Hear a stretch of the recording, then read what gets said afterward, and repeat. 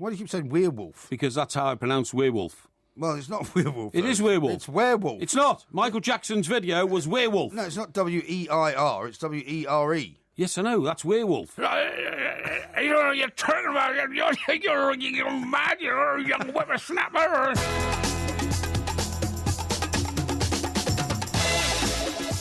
This is Talk Sport. I'm Mike Graham, and I'm delighted to say that the other half of the two mics, Mr. Mike Porky Parry, is here as well. And I'm going to say a very, very good morning to you, Mr. Parry. And a good morning to you, Mike. I hope you're well. I am very well, thank you. A little less level of aggression, I think, in the show tonight would be in order. I think you're probably right about that. Yeah. Yes, as I did apologise to you yesterday for getting a little bit aggressive. Well, But I'm just waiting for your apology, and then I guess we could just move on. Well, I think we'll move on anyway. I don't like to dwell on these things. Why don't you just say sorry? I think we'll just move on. So you're refusing to say sorry? I'm not refusing anything. I'm just saying I think we should move on. Why can't you just say sorry? Mark Overmars, right. Can't you just say sorry? Now, hang on. Let's get on to what's happening tonight, not what happened last night. Well, I don't want to dwell on it, and I don't want to ruin the show by making it all about you apologising. But all you have to do is say, I'm terribly sorry, and we'll move on. Now, did you not just say that Mark Overmars has been lined up as... Director of football, apparently, at Everton. Do you know what I know about Mark Overmars? What do you know about Mark Overmars? I was once party to a conversation... Were you? ...in which Mark Overmars described a woman's bosom as fun bags. Really? Yes. Fun bags? Yes. That's a terrible thing to say. Well, he said it. Well, he's a sexist then, isn't he? No, he's not. No. What's the context of the conversation? What's the context of the conversation? Well, it was when he was playing at Arsenal. So it was about... when did he sign for them? Some years ago. Some years ago, Was this when you were the FA? Was I at the FA at the time? I think it might have been just post that anyway. But I happened to be in within earshot. Party, yes, exactly that sort of thing. But anyway, look, it was not said in any way as a sexist comment or anything like that. It was said as a statement of. Were there any women in the room? He was talking to a woman at the time. Oh, was he? Yeah. Well, he was referring to her breasts. No, he wasn't. No. He was talking to a woman about another incident involving another footballer, right. And it went like this. Oh, well, maybe you shouldn't tell the story. Oh, well, and it was. Oh, are you telling me that he paid too much attention to her fun bags? Really? You see what I mean? Really? So he wasn't. He wasn't being sexist in any way whatsoever. No, and I wouldn't possibly. I wouldn't accuse him of that. So, but in that context, it was. I took it that Dutch people use that English expression as a sign of affection. Well, they're very open about sex, aren't they, the Dutch? Folk. Yes, they're very open about it, as we know from Lou van Gaal. Exactly. And his reference to sex masochism. Yeah, sex masochism, yes. Now, funnily enough, talking about the FA, right? Yes. So I'm just going to gloss over this whole apology thing, because I can tell you're not going to make an apology, and I'm not going to make a big thing of it. Come all on, right? let's move on. I'm just going to mark it down. Move on. I'll just mark it down as the opportunities that you had to clear the air, and you were incapable of doing so. Because all day on Twitter, people have been asking for you to apologise, and saying that it was an outrageous and unprecedented attack on me. All day on Twitter, I've been receiving a lot of support from people who are saying that your aggressive response to a fairly logical discussion we were trying to have was way over the top. I see. Okay, well, we'll move on, shall we? Yeah. Okay. All we were talking about was image rights, you know. Yeah, we'll move on. Talking about. Yeah, we'll move on. I want to move on. Good. Okay, right. We'll move on. Now, one of our illustrious Twitterati followers sent me a very interesting article today, and it was all about the FA. Yeah. And it was written by one Martin Samuels. Martin Samuels, now, you would probably count him as a good mate of yours, I guess. I count him as a valued colleague, definitely, and a man of tremendous ability. Yes, and this piece was written around about 2004. Oh, yes. And it was in PR Week. It wasn't a piece he'd written for any newspaper, but he was writing basically about the shambolic nature of the Football Association at the time. Oof. Right? Yeah. And included in this particular piece, right? What year was this? About 2004. Okay, yeah. So I don't believe it was when you were there. It was of course not, no. It was all based around the whole shambles of how the news of the world had broken, the Sven-Göran Eriksson story and all the rest of it. Yes, about him, the shake fake on the yacht and all that kind of stuff. Well, I'm not sure if it was that one. I think it might have been the Ulrika one. Oh, I see. Yeah, it was him writing about how... There were quite a few stories about Sven in those days. It was all about how useless the FA were. But deep down in the piece, right, is this paragraph, which I'd like to read to you. Okay. The irony of all of this, he says, is that deep down professionalism is the last thing many journalists want. My own favourite FA press officer was Mike Parry, now a TalkSport presenter, because he was so wonderfully indiscreet. I have a memory of him sitting on the steps of the Watford Hilton, not as glamorous as it sounds, giving an off-the-record briefing to reporters on the councillor sitting in judgment of sacked Arsenal manager George Graham. The words, "and this bloke says he prefers rugby," echoed around the car park. Yes. Do you remember that? I remember that. I do remember that. Yeah. It was one of the councillors who said that, why don't we behave like those rugby chappies do and all behave ourselves and all that kind of stuff. So there you are. That's great. It's a bit of praise for you there Well, at the start of the show, even though, technically speaking, what you were doing was not really helping the FA, even though you were, as in his words, a press officer. Well, not the director of communications. I tell you what, if that's praise from Martin Samuel, who is probably, in my view, the greatest sporting columnist we have in this country, then that is praise indeed. Martin, I salute you. Thank you very much indeed. All right. Now listen. Let's not talk about Mark Overmars and his favourite part of a woman's body. Let's talk about Mark Overmars coming to Everton, because I would say that if Mark Overmars is coming to Everton, that means Ronald de Boer is coming to Everton. The way it works out is this. Somebody's got a plan to put those two together and install them as the dream team at Everton. Yeah. You hear about it all the time. Because he was at Ajax as well, wasn't he? Yeah, he was, yeah. Yes, I think Arsenal got him from Ajax, didn't they? Yeah, but I think that's where he's been. Oh, yeah. In the interim. Is that what he does now? Is he like youth coach or something? I think he's the director of football at Ajax. Is he? Okay, yeah. He was a great player, I have to say. He was. And I think I'm right in saying, by the way, I don't think Arsene Wenger signed him. I think Bruce Rioch signed him. Very possibly. Bruce Rioch signed a couple of key players in the one season he was manager between George Graham's departure and Arsene Wenger's arrival. One of them, I think, was Dennis Bergkamp, believe it or not. Yeah. And I think the other one was Mark Overmars. Okay. But I may be wrong. But I think it was. Anyway, look, what I was going to say is... Right, so where do you stand on old Frank de Boer, then? Well, as I've said, I would prefer Ronald Koeman to... Ronald Koeman? Yeah, but he's not coming. Well, you don't know that. He says he's not coming. You don't know that. Well, he says he's signing with Southampton. I don't know that. You don't know that. Nobody knows that. You've got to remember, we're into mass negotiation time at the moment. We are. It's the end of the football season. I don't know why when you say that, it doesn't sound like anything nice. No, it is. It sounds like mass Rogerisation. Well, I suppose it does a bit. Yeah, I think we'd all prefer a bit of that, wouldn't we, really? Well, I would. I don't think it'd be very good for you, though. We'll know you would. So what I'm saying is... What are you saying? It's obviously somebody's dream. Now, the trouble with Frank de Boer is that he won the title 4 years in succession for Ajax, but the last two, PSV Eindhoven, who are a club who are basically based on how many light bulbs Philips Electrical sell each year, right? Well, that's probably quite a lot, I would imagine. Okay. He's won. He came second, is what you're saying, instead of first. He's been beaten by them. Well, still better than Everton. I went to PSV's ground. That's still better than Everton, isn't it? Middlesbrough got finished second for a long time. Middlesbrough got beaten there 4-0 in the UEFA League final. Yeah. It was hardly worth getting to the final to get beaten 4-0, was it? Uh-huh.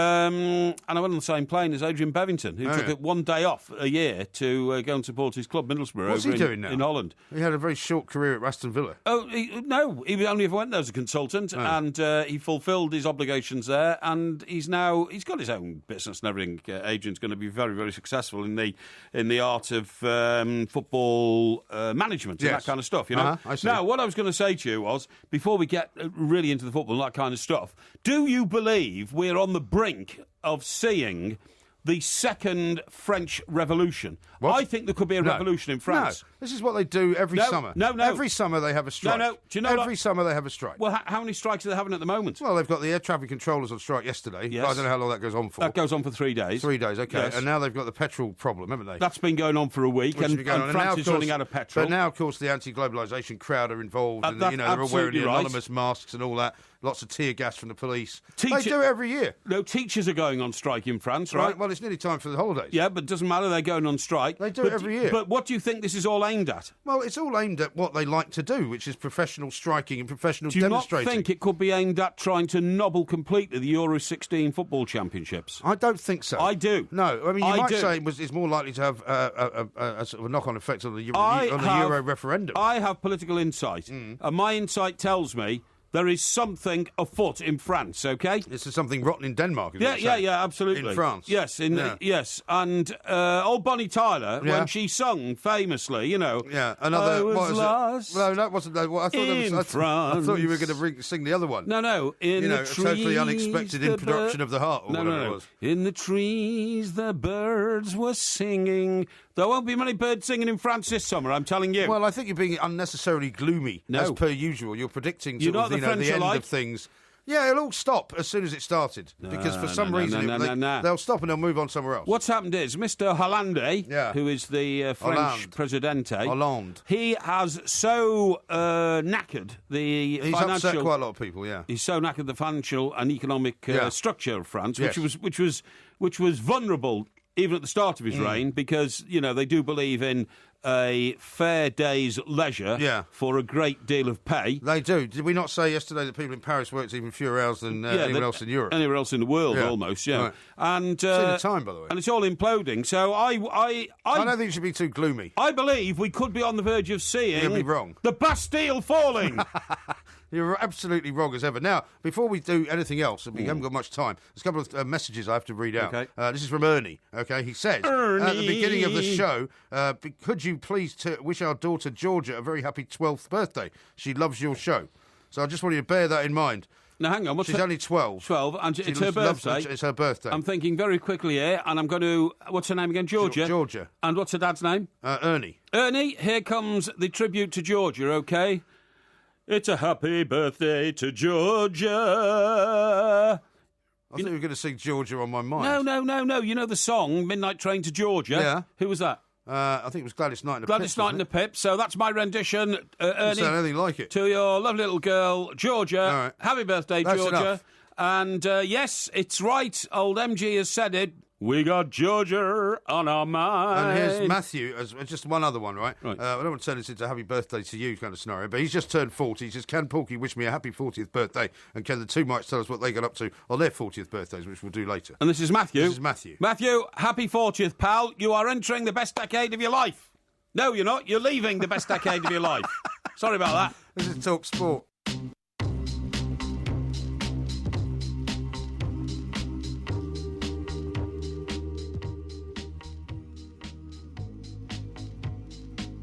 I had a fantastic time with him when I was working with him. So when I left Inter with him, I said we had a short time together. But I had a great time, and if we will work again, I don't know.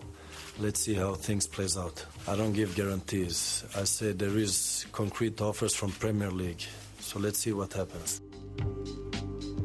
Recognise that voice? That's Ibrahimovic, OK? Ibrahimovic. Yeah. Who do you think it is? I think it's Zlatan Ibrahimovic. That's exactly what I said. You said Ibrahimovic. No. Zlatan Ibrahimovic. Okay? It's Ibrahimovic. Ibrahimovic. Well, I know who it is anyway. But listen, I'll tell you something. He is my sort of guy. Is he? He is my sort of I guy. don't think you'd like him. He's covered in tattoos. I love the guy. He's covered in tattoos. I love the guy. You hate tattoos. He earns £1 million a month, Yeah. at least 1.2 million a month, and I'm going to give you some of the wit and wisdom of Zlatan, OK? Yeah. I love that when he says, I don't give guarantees. Yes. It sounds like sort of a bad guy in a movie, doesn't it? Oh, yeah, he sounds like somebody out of Goodfellas. Yeah. Which makes him great. Yeah. And here's some of the things he said. When asked where he would live after moving to his new club, he said, we're looking for an apartment. If we don't find anything, I just buy the hotel. OK? I love this guy. That's great, isn't it? I mean, he's tremendous. He's got so much self-confidence. I mean, I've always said that he would be a fantastic addition to the Premier League. And I also think that for Manchester United, he could be like a Cantona figure for them. Oh, yeah. He could just be like that very, very sort of triumphalist guy. Without a shadow of doubt. So a reporter who asked him about the scars on his face, he says, you might have to ask your wife about how they got there. Right? On refusing an Arsenal trial, he said, Zlatan does not do auditions, right? Which is great, because he refers to himself in the third person. Exactly, yeah. When asked what present he was getting his partner, he says, nothing. She already has Zlatan. You would love to be Zlatan. Oh, yeah, absolutely. On getting knocked out of the Euros, that was with, obviously, Sweden, wasn't it? Sweden. He says, I don't give a... And then I'm not going to say the word, you know. Who now wins the competition? Am I staying? No, I'm going on holiday. Zlatan is not here anymore. You know, which is brilliant. Did you see? You probably saw his press conference yesterday, where when he was asking him about whether he'd had an offer from Manchester United, he just had this big beaming smile, and then he scratched his little moustache and says, "Let's see what happens." Yeah. So here's one. So it looks like a done deal then. Well, absolutely. Here's one to a female reporter who queried a photo of him and Gerard Piqué hugging. Yeah. Come over to my house with your friend, baby, and I'll show you whether I'm gay or not. I love that. Right, on being asked, he is amazing. On being asked if he had bought a new Porsche, no, absolutely not. I've ordered a plane. It's faster. Yeah. When preparing for a fan Q&A session on Twitter. Yeah. For tomorrow, Zlatan needs more than 140 characters. I ask Twitter, please change for Zlatan. So he wanted Twitter to change the whole structure of the business. And then, finally, after Sweden missed out on the 2014 World Cup, One thing is for sure. A World Cup without Zlatan is nothing worth watching. So, he's turned into a Russian now. Yeah, by the way, I love the guy. Since you started doing it. Yeah, well, let's hope he comes to Manchester United because I think it'd be fantastic. He would be he's an amazing player to watch. Remember that incredible goal he scored against England in a friendly? Incredible. I mean, where he did that sort of kung fu kick in the mid-air. It was the 360-degree backflip, wasn't it? Yeah. People tried to replicate it and couldn't. And broke their backs. Because he's an amazing martial arts expert as well, isn't he? Is he? I didn't know that. Yeah, he is. That's where apparently he gets all this flexibility from. He does yoga, he does kung fu, he does karate, he does all sorts of stuff. Okay, that's. Now, Steve says this: can't we lose Porky in France, the unapologetic fool? Oh well, that's a bit harsh, isn't it? I'm not going to react to that. No, he will be brilliant. I didn't realise he's 38. Who's Zlatan? Yeah, he's not that 38, young. But I mean, he's timeless, and you're absolutely right. What Jose needs really is somebody else for people to start talking about at Manchester United other than himself, and Zlatan Ibrahimovic is perfect. Ibrahimovic.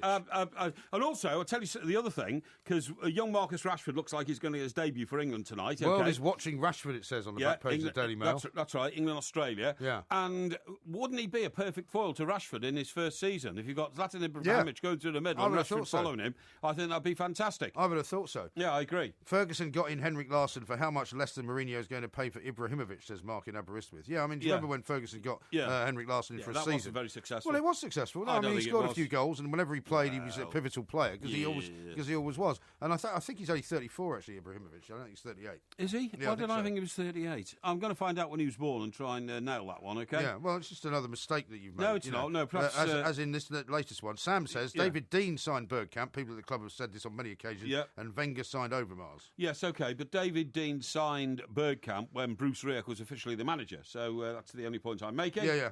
And if you wish to what I'm saying is Wenger contradict me on something that's meaningful. You said that you thought that Bruce Rioch signed Overmars. I'm saying it was Wenger. I thought it's still about. I think. Would you like me to show you a picture of them signing? Together? No, what I'm saying is because I have inside information on this. Yeah. Bruce Rioch started the talks with Overmars without a shadow of a doubt. Are you right? Yeah, but then he got sacked. It was Bruce Rioch only did one season. Then at the end of his first season, he was talking to Overmars without a shadow of a doubt. Yeah. And then he got the old heave-ho, and Arsene Wenger came in, picked up the entrails of the deal, and made it work. So we're both right, actually. Well, actually, no, we're not. You're wrong. Yeah, no, I'm not. I've got the picture of Wenger signing the deal with him. Zlatan is 34. Zlatan, 34. I just told 34. You. I just said that. Okay. Only a good, decent man knows when to apologise, says John. Yes, I agree. Are you going to apologise to me? I did apologise to you last night. Did you? Okay. And I apologise to you again tonight. All right. We'll leave it at that then. So why haven't you apologised? Well, look, I'm not getting into this, your fault, my fault, I'm to blame, you're to blame. Why can't you just apologise? Why can't you just say sorry? Why can't you be a big enough man to say you were wrong to be so ghastly and so horrible and so vitriolic for no apparent reason? I was being factual and you reacted nastily. Really? I didn't say anything nasty. I was just being factual. It's as simple as that. Let's move on. We'll move on. Yeah. Sean says this. Porky didn't realise Zlatan was 38. That's because he's 34. Yes, he can't pronounce his name, nor does he know how old he is. Listen. #Plank. Don't get into minor detail. It doesn't matter. Who do you think's going to win tonight, England-Australia? I couldn't care less. Oh, well, that's a terrible thing to say. I could not care less. That is a terrible I'll tell you thing what I'd to like say. to see. I'd like to see England winning it and playing very, very well. Yeah. But it means nothing, right? And apparently, from what we can gather, Roy Hodgson doesn't even know what his team is. He doesn't know what his team's going to be in the Euros. He doesn't know who to pick up front. He doesn't really know what he's doing in midfield. Yeah. I find it a little bit depressing, to be honest. Yes. Because I'd like to be a big England supporter while the competition is on. Yeah. But I'd like to see Wales doing well as well. Yes. Well. How about you? Because you must be torn with your dual citizenship. No, I haven't got dual citizenship. I want England to win everything. I hope they win every game. I hope we win the tournament. However, being a resident of the British Isles, I do hope that Wales, Northern Ireland have great tournaments. And well, Wales can't have a great tournament as well as England, can they? Because otherwise they'll have to knock England out. Yeah, but it's all relative. It's all relative. I mean, Wales' expectancies are not as high as England's expectancies, although they could be because they've got Gareth Bale. They have. And I also hope that our neighbours in the island of Ireland also have a great competition. Right. Well, they're part of the British Isles after all. They are, as indeed. you often say. They are indeed. Yeah. Yeah. Now, it's been quite a busy old day, one way and another. Right. And Jose Mourinho has, of course, now got the image rights sorted out. So if you now want to buy, a bottle of, aftershave made by Jose Mourinho's name, you'll probably have to come and get it from the Manchester United shop. What sort of the Chelsea shop? What sort of wine do you think would have been in that bag that Jose took into his home today? It was a very spectacular bit of theatre, that, wasn't it? Walking down the street when the car could have dropped him out of the front. Well, yeah, but the thing about him is, for the last sort of week, Yeah. he's been walking down the street for as many times as anybody wants to take pictures of him, when he doesn't have to. No. Because today, when he got in the car to go and sign the deal, he had a suit on. He was getting into a very dark windowed Range Rover. That's right. And he had all his papers with him, so he knew exactly where he was going and what he was doing. And in that huge house was that in Chester Square? I think it's somewhere like that, Eaton Square. It's somewhere like that, Eaton Square. In that huge house, do you think there's not like a basement exit or a back door or something like that? Exactly. Of course there is. And as for the red wine, I imagine it was red wine. Yes. I would imagine it was a very expensive, bottle of something French, I would suspect. Petrus, maybe? £22,000 a bottle? Well, I don't know if it was that expensive. Well, but certainly he can afford it now, can't he? He certainly can. Yeah. But yeah, I mean, because he and Sir Alex Ferguson used to quite often share a bottle of red wine, didn't they? I think they did, yes. Whether or not Sir Alex Ferguson will welcome him with open arms or not, I don't know. It was put to me earlier this week by a man who is immersed in the politics of football. Sir Alex Ferguson didn't want Jose Mourinho to be his immediate successor because he wanted a period of reflection so that people could appreciate the Sir Alex Ferguson reign before Jose Mourinho picked up those reins and just galloped on in the same vein. You see what I mean? He's done quite well, hasn't he? Because everyone said the worst thing you can do is follow Sir Alex Ferguson. So if he'd gone straight in when David Moyes, instead of David Moyes, that might not have been a great idea. But he's waited, and now he's gone in after David Moyes and Van Gaal. Yes. So he's bound to be a winner, really, isn't he? Who? Jose. Of course what do you mean, will. who? Of course he will. Of course he will. But I mean, look, do you know what? Say the time. Yeah, I know the time. But do you know what? I hope, and I think they should, millions of United fans around the world should be down on their knees with their arms up in the air, bowing to the ground and back, and they should be singing, literally, "Hail Porky! Hail Porky! Why? We are not worthy of you." Hang on, we are not worthy of you. What's it got to do with you? Because I've been banging the drum on Jose Mourinho. So I have. Rubbish. How many times have I told you that if it wasn't for Sir Bobby Charlton, Jose Mourinho would have gone there? Yeah, you've said all that. Yeah, exactly. And you've said that they should sign him. And now it's come to pass, and now he's been signed. If I hadn't kept the pressure up on TalkSport, which is a worldwide radio station with millions of listeners, I'm telling you, this may not have gone through. I am going to take some of the credit for the deal. Take credit. I'm going to take credit. Unbelievable. You ask anybody who listens to TalkSport I religiously listen to for it the last because I have 3 to years. sit here and listen to you for 3 hours every night. And I have consistently and persistently told Manchester United, not that I support them and never will, if you want to be the great club that you are, top of the world, you've got to appoint Jose Mourinho. It's taken them 3 years to listen to what I've been saying. The word of Porky is wisdom. Right. Okay. This is TalkSport. What do I say when it's all over? Sorry seems to be the hardest word. It's sad, so sad, with the sad situation, and it's getting more and more absurd. It's sad, so sad. Why can't we talk it over? Oh, it seems to me that sorry seems to be the hardest word.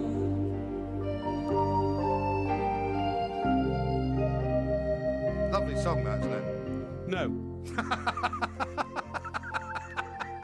What's your problem? I was wondering when you're going to notice we were even playing it. No, You're just sitting there studying your journals. No. You didn't even know we were playing it. I think it's one of those boring records I've ever heard. I thought you liked Elton John. No, I don't like Elton John. See, your man Putin's now not going to meet him after all that. No, yeah. After saying, we welcome Elton John to Russia. Now he's going to say he's not going to see him. Yeah, I know, yeah. Well, shocking. What a two-faced man. I was no wonder he's your hero. I was aware of that. How about this from Maxwell? I can't stand all the ballads Elton John sings. What do you mean? Well, he sits at a piano. It's one of the only concerts you've ever been to. I know, but I only went by mistake. I went to see the Beach Boys, really.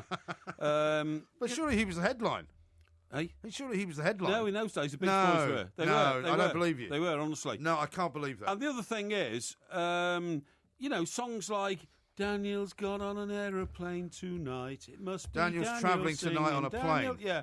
I mean, Daniel hasn't got an aeroplane tonight. Look, let's not get this wrong. He's one of the world's most successful recording artists. And you He's one should of the like world's him for that most very reason alone. Singer-songwriters. He appeals to tens of millions of people. He does. He's fabulously rich through his success and his genius. Yeah. It just doesn't appeal to me. Really? Yeah, no. Well, you haven't got Elton John's greatest hits at home? Not at all. Really? I don't like Elton John songs. I find that astonishing. There's only one Elton John song I've ever liked, and that is, well, two. One and a half. One and a half. The one I can listen to is The Yellow Brick Road, which I think is Goodbye, great. Yellow Brick Road. Yeah, because I think it's quite poignant, and I can relate. But it's a ballad. Yeah, but I can. You like ballads. I can relate that to the actual stage show that he wrote it for. You know what I mean? What stage show? You know, what's it called? What? The film that Dorothy, what's her name, was in? L'Amour?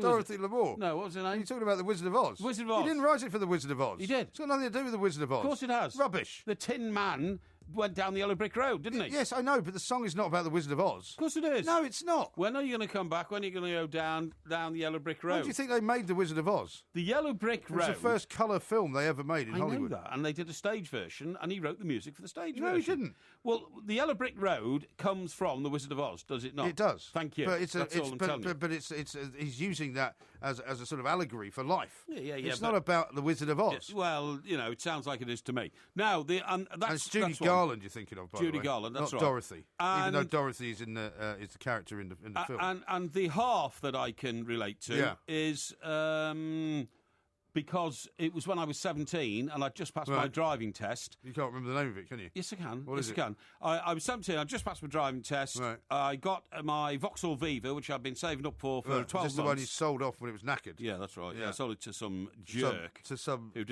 poor character who mugged off. Oh, yeah. I mean, he didn't know that the previous day my mate, who was a Vauxhall mechanic, had actually put silver foil on the inside of the piston and I chambers. thought he'd filled it with coal or something. He did. Filled it with sawdust. Yeah. Filled the... Absolutely horrendous. Where he put the oil, he put... I don't know how you go to sleep at night. He put you don't, sawdust do you? in.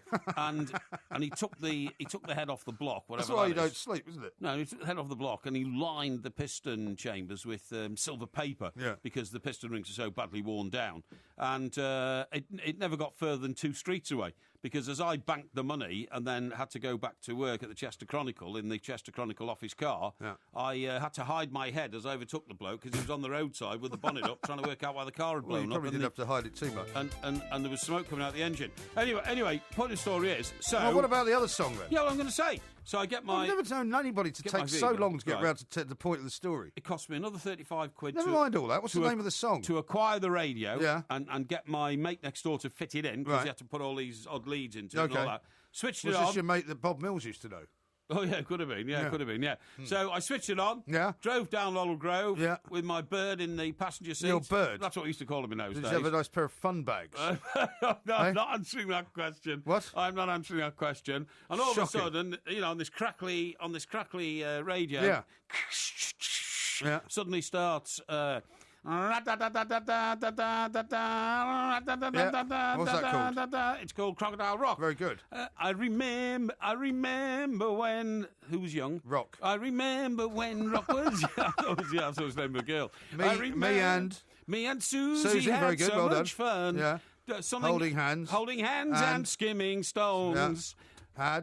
Had an old gold Chevy and don't know the rest. A place of my own. And a place of my own. There you go. Yeah. So that was all right, wasn't it? Horrendous. Yeah. Now, how about this from Maxwell? He said, "Are you sure you're not talking about Lean Hamovich, who may be coming to Manchester United?" Yeah. And here's one from Johnny Boy who says, "Hi, Mike. If they ever remake Fawlty Towers, Porky would make a great Basil. MG could be Sybil, and the man who must not be named could be the hotel inspector." What do you Don't think? mention the time. What do you think about a TV advert which I've seen over the last couple of weeks? Yeah. In which John Cleese now does the old right. You're getting a damn good I think thrashing. it's awful. Awful. I think it's shocking. I think, you and I have agreed about this, that John Cleese has turned into a bit of a bitter and twisted old guy because he's made so many bad mistakes in marriage over the years. He's had to pay out millions and millions of pounds. Yeah. And I think he's actually damaging his legacy by doing that kind of ad. That is a very good way of describing it because I was thinking how to put it into words. But what I'm saying is, imagine if Paul McCartney decided to issue a skit on one of the most brilliant works that he's done. So, for instance, Paul McCartney suddenly agrees to do an advert on telly and take the mickey out of Hey Jude, right? Right. and by playing it, out of tune on a piano or something like that. Yeah. That is exactly what John Cleese has done. One of the funniest things we've ever seen on television in my lifetime was the sketch in which John Cleese went off and got a branch and started whipping his car. And it was the duck and all that, bringing the duck back. It was a fantastic episode. So you're right. I mean, it's not funny. And in context, it was brilliant. Yeah. And for him to then really bastardise it. Now, and I'm not using the word fair bastard. enough. That's fair enough. To bastardise that funniest moment in the history of British TV comedy for a few quid to try and cheapen it and do it again, I think is awful. I feel like you. I feel it's a terrible mistake, and he smashing and blowing away his legacy. It's awful. Absolutely horrendous. I'll tell you, by contrast, I don't know if you saw this, but I was watching the news the other night, and Paul McCartney, he's been doing all these interviews, and he's been, we talked to Philip Norman, because he's just got that book out, and he was talking about how depressed he was after the Beatles shut down. But he did some, I'm not sure if it was a documentary, but you must watch it if it is, where he's sitting in a sort of a room with a small audience of people, right? And he's trying to encourage kids to learn to play music. Excellent. And he's just sitting there with a guitar, and there's a guy interviewing him, and he makes a couple of guitar sounds, and then he says, when we were in the Beatles, and how he's kind of quite... He's not confident. He doesn't sound very confident when he's talking all the time, And he plays a few different strings in the guitar and a few different chords, and then he says, and then we discovered this, and he starts playing it different. And it's amazing what he does with it. And then he goes to the piano and says, it's so easy to write songs. And he shows you in literally a minute how you can get the basis for, he said, 1 million songs. Yeah, and he's just genius. Yeah, it's absolutely brilliant. Where did you see this? It was a segment of the news one night this week on the BBC. Well, I'll see that. So I'll try and find it for you. Yeah, please track it down. It's just fascinating. It's a guy, and he's literally just with one note here, another note there, and suddenly he goes, with that combination of notes, you can basically write 1 million songs. That's brilliant. I love that. And people just burst into spontaneous applause. Well, I would as well. So remarkable. If I'd have in the same room as him, I would have done myself. Yeah, how about this? Right. Ian says, Porky should realise that it was Elton John who got John Lennon back into performing and writing in New York. Yeah, well, I think he would have done eventually, mate. Don't worry about that. And then here's one from Steve. He says, no, MG, the opening lines are, Porky is travelling tonight in a plank. On a plank, yeah. And O'Hara says, what about Rocket Man by Elton John? That's marvellous. Rocket Man. I wasn't that keen. I can't believe you've dissed Elton John. Well, first Southampton, then me, now Elton. Well, he's never been a great favourite of mine, Elton John. Look, I respect him for everything he's done in life, everything. Sure, he's very grateful. Yeah, but he's just not my favourite pop star, that's all. Okay. Who is your favourite pop star? Well, you know that. The answer to that is the Beatles, obviously. Right. And those who are remaining are still Well, I think you could give me one name. Well, John Lennon was the great step. Okay. This is Talk Sport.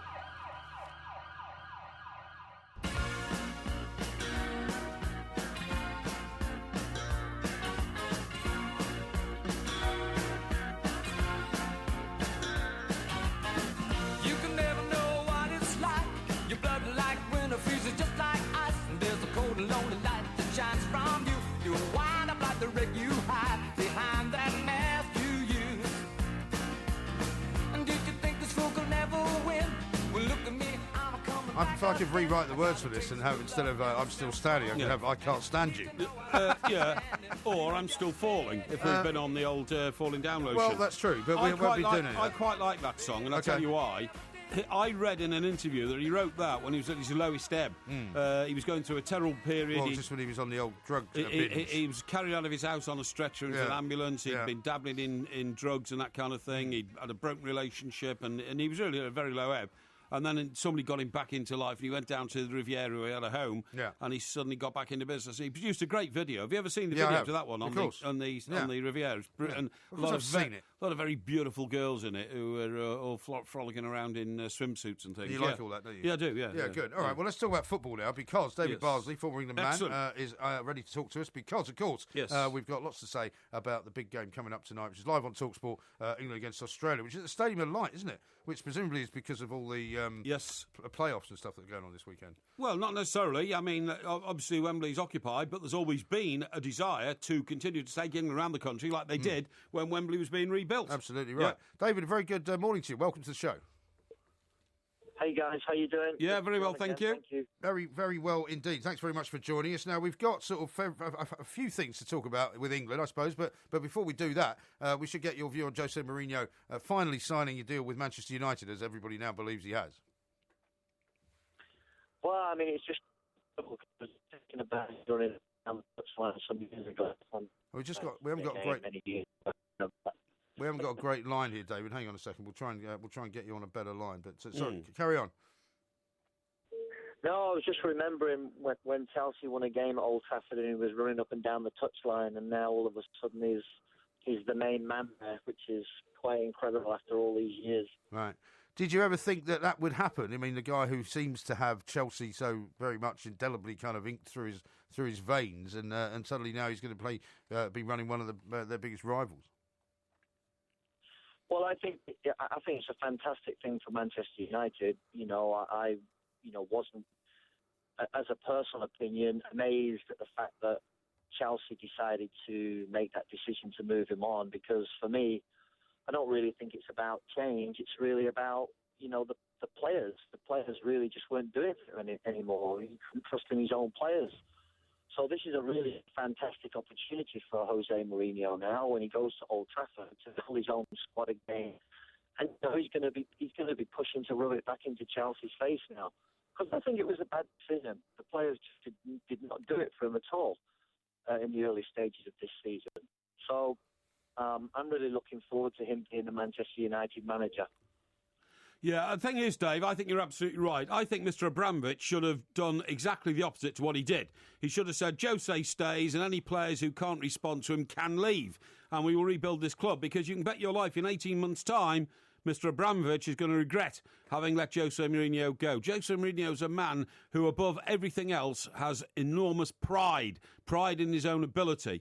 And for him to have been labelled now a failure, it's going to rankle very hard with him. And now he's got the perfect opportunity to prove he's not a failure, and all the other clubs in the Premier League are going to pay. Well, I absolutely agree with that. And, the word failure for a man like Jose Mourinho, who's done some amazing things, built some incredible teams, over the years gone by. He's not just walked into a club and the team's been there for him and he can go out and win championships. He's actually worked to get the formations, the tactics, get the players to play for him. And so it really is just a great thing for everybody at Old Trafford. And I think that big things are going to happen next year for Manchester. Yep. No, it's a great thing for Manchester in the sense that, this town is going to be big enough for the two of them. It's a great thing for the Premier League, the fact that we've got all the world's best coaches here now. Does that mean automatically, Dave, that the world's best players will now come here? Because that's always been the conundrum. Although we've got the money here, although we've got the best coaches, we still don't manage to attract some of the world's best players who still prefer Real Madrid and Barcelona. Yeah, I would agree with that as well, although I do feel that some of the world's best players, as we classify them, I'm not so sure that they could survive in the Premier League either. The Premier League is an incredibly interesting league to play in. Yeah. Many people have come over here over the years, played in World Cups and then in the early days of the old First Division, and then they come over here on their reputations and they really fail and they're miserable and money's wasted and, But then again, on the other side, a lot of players that do want to come to England to play in the top league from Italy or Spain, they're really not coming here necessarily for the football either. Mm-hmm. As we know, England, the finances are superb. It is a high-paying division, but it's an incredibly hard division to be successful in as an individual. Mm-hmm. And do you think it's possible that at this Euro tournament, Dave, that England will for the first time actually have something to show? After what happened in Brazil, which was pretty disappointing, not a brilliant Euros, the one before that in Poland and the Ukraine. But this time we've really got some decent young players and a possibility of actually making a mark for a change. Yeah, that's absolutely true. I think that the one thing that worries me is the what is Roy going to do? Is he going to do the right thing here? Because you just said it yourself. We have at this stage some amazing young players. Is Roy going to go to the Euros with this defensive format in his head, or are we going to go there and use the attacking qualities of the players that we have to cause a real storm? And, what worries me is this 4-3-3 system with Vardy out on the left wing. And, for me, that just doesn't work. Sure. You've got to have these two guys playing together up front, Kane and Vardy, because if they can get it on and they get the service, they're going to be really unstoppable if they can produce anything like they produced in the Premier League, a lot of the European defences, you can't handle that kind of pace. So, that's the worry of how he's actually going to go about formatting his plan. But yes, the England fans should be expecting Christ to move to the semi-finals.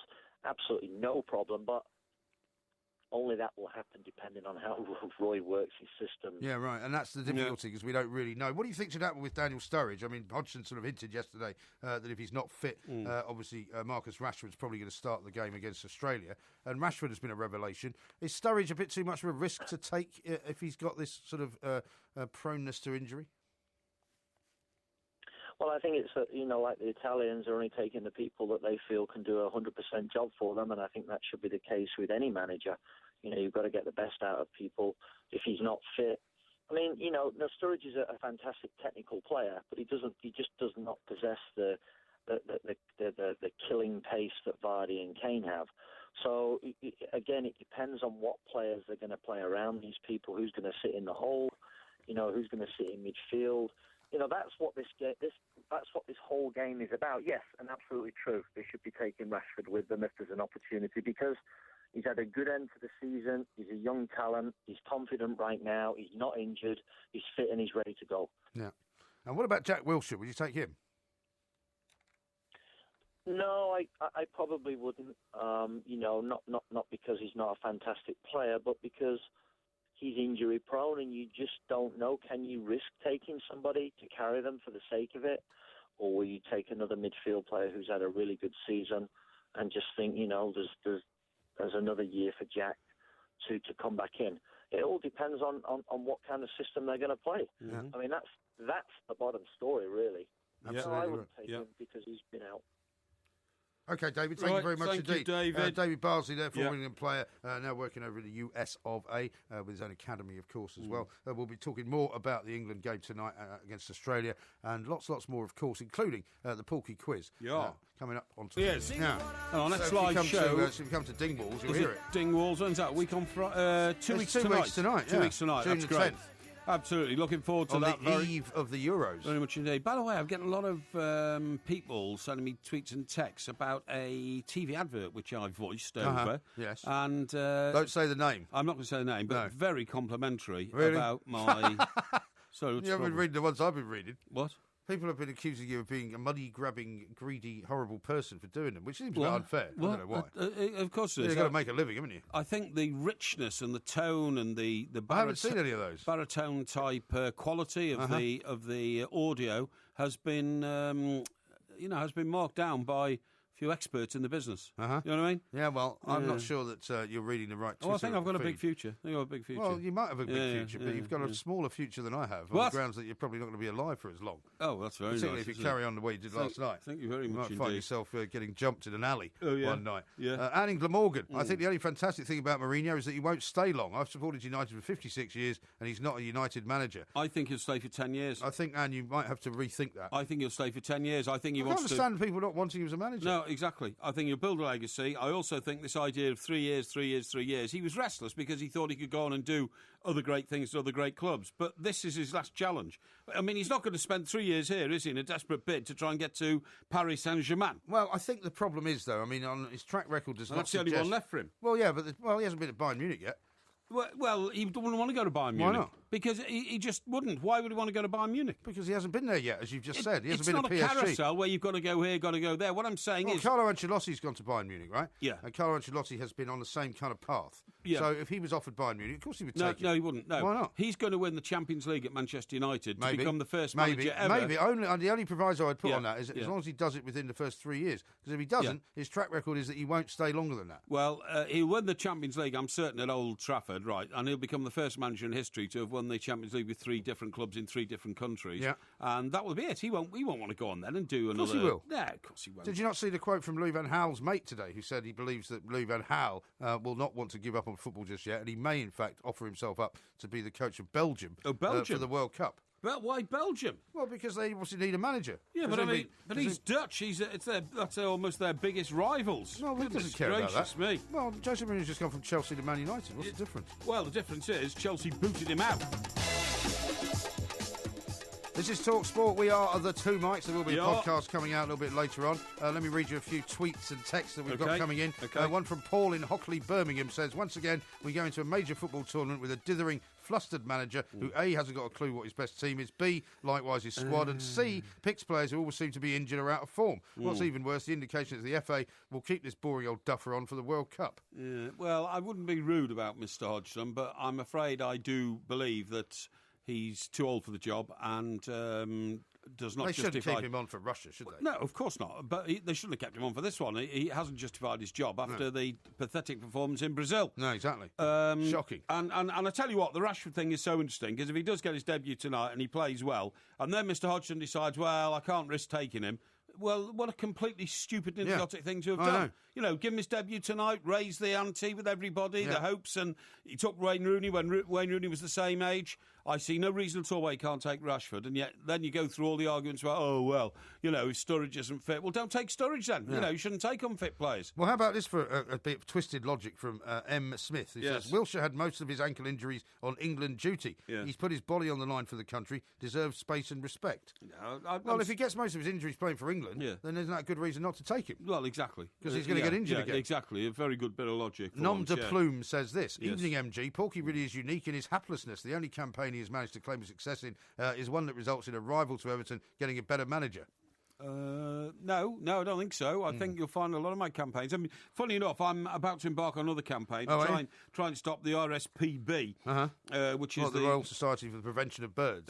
Royal Society for the Protection of Birds, of course. Sorry. From not opposing more of these damned wind farms, which chop up birds, and you know. Well, I thought you were a great defender of the RSPB. Well, I have been for years and years. But now you're changing your tack. Well, when I find they do things like this, I mean. Let me just tell you what's going on. The RSPB have caused a flap by suggesting that thousands more wind turbines could be built with minimal risk to birds in the countryside. I don't believe it. Well, I would have thought they'd be against them.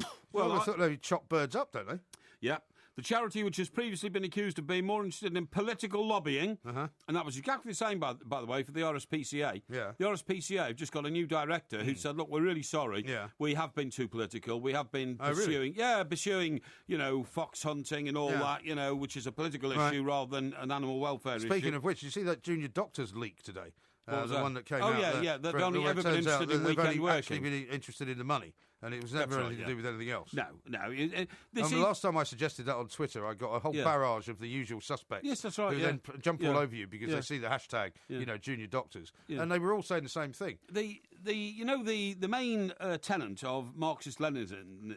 Leninism. Marxist-Leninism. How about Eminemism? Yeah, no, there's nothing to do with that. Is that what you do is, instead of bloody revolution on the streets, you make sure you infiltrate every organisation within the country until you run them and control them. What you're saying is the French are doing it wrong.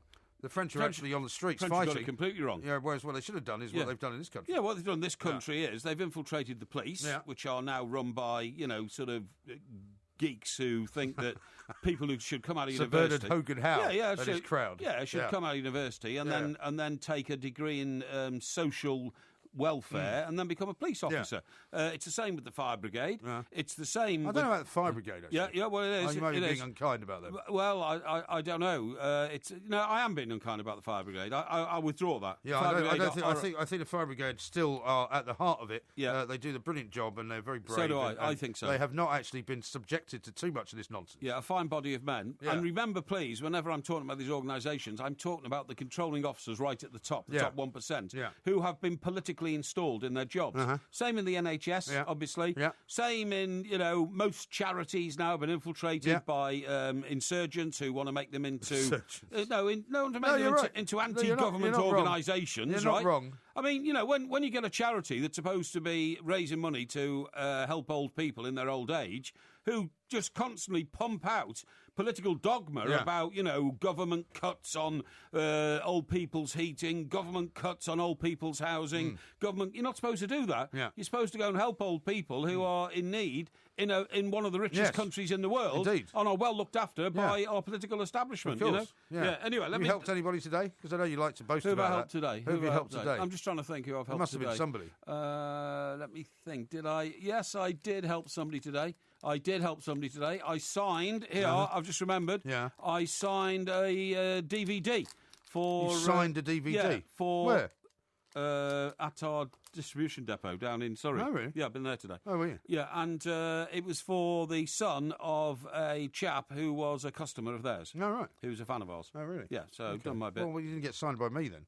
Well, it wasn't signed by you. No, it wasn't interested in you signing it. Is that to be right? honest. Yeah. Oh, okay. Yeah. Fair enough. Didn't even Have you done mention any other it. radio shows today? Haven't done any radio shows today, no. Now, listen, on Sunday, Yeah. we are making our debut We on are. the On the warm-up. Yes. Yeah. First of four.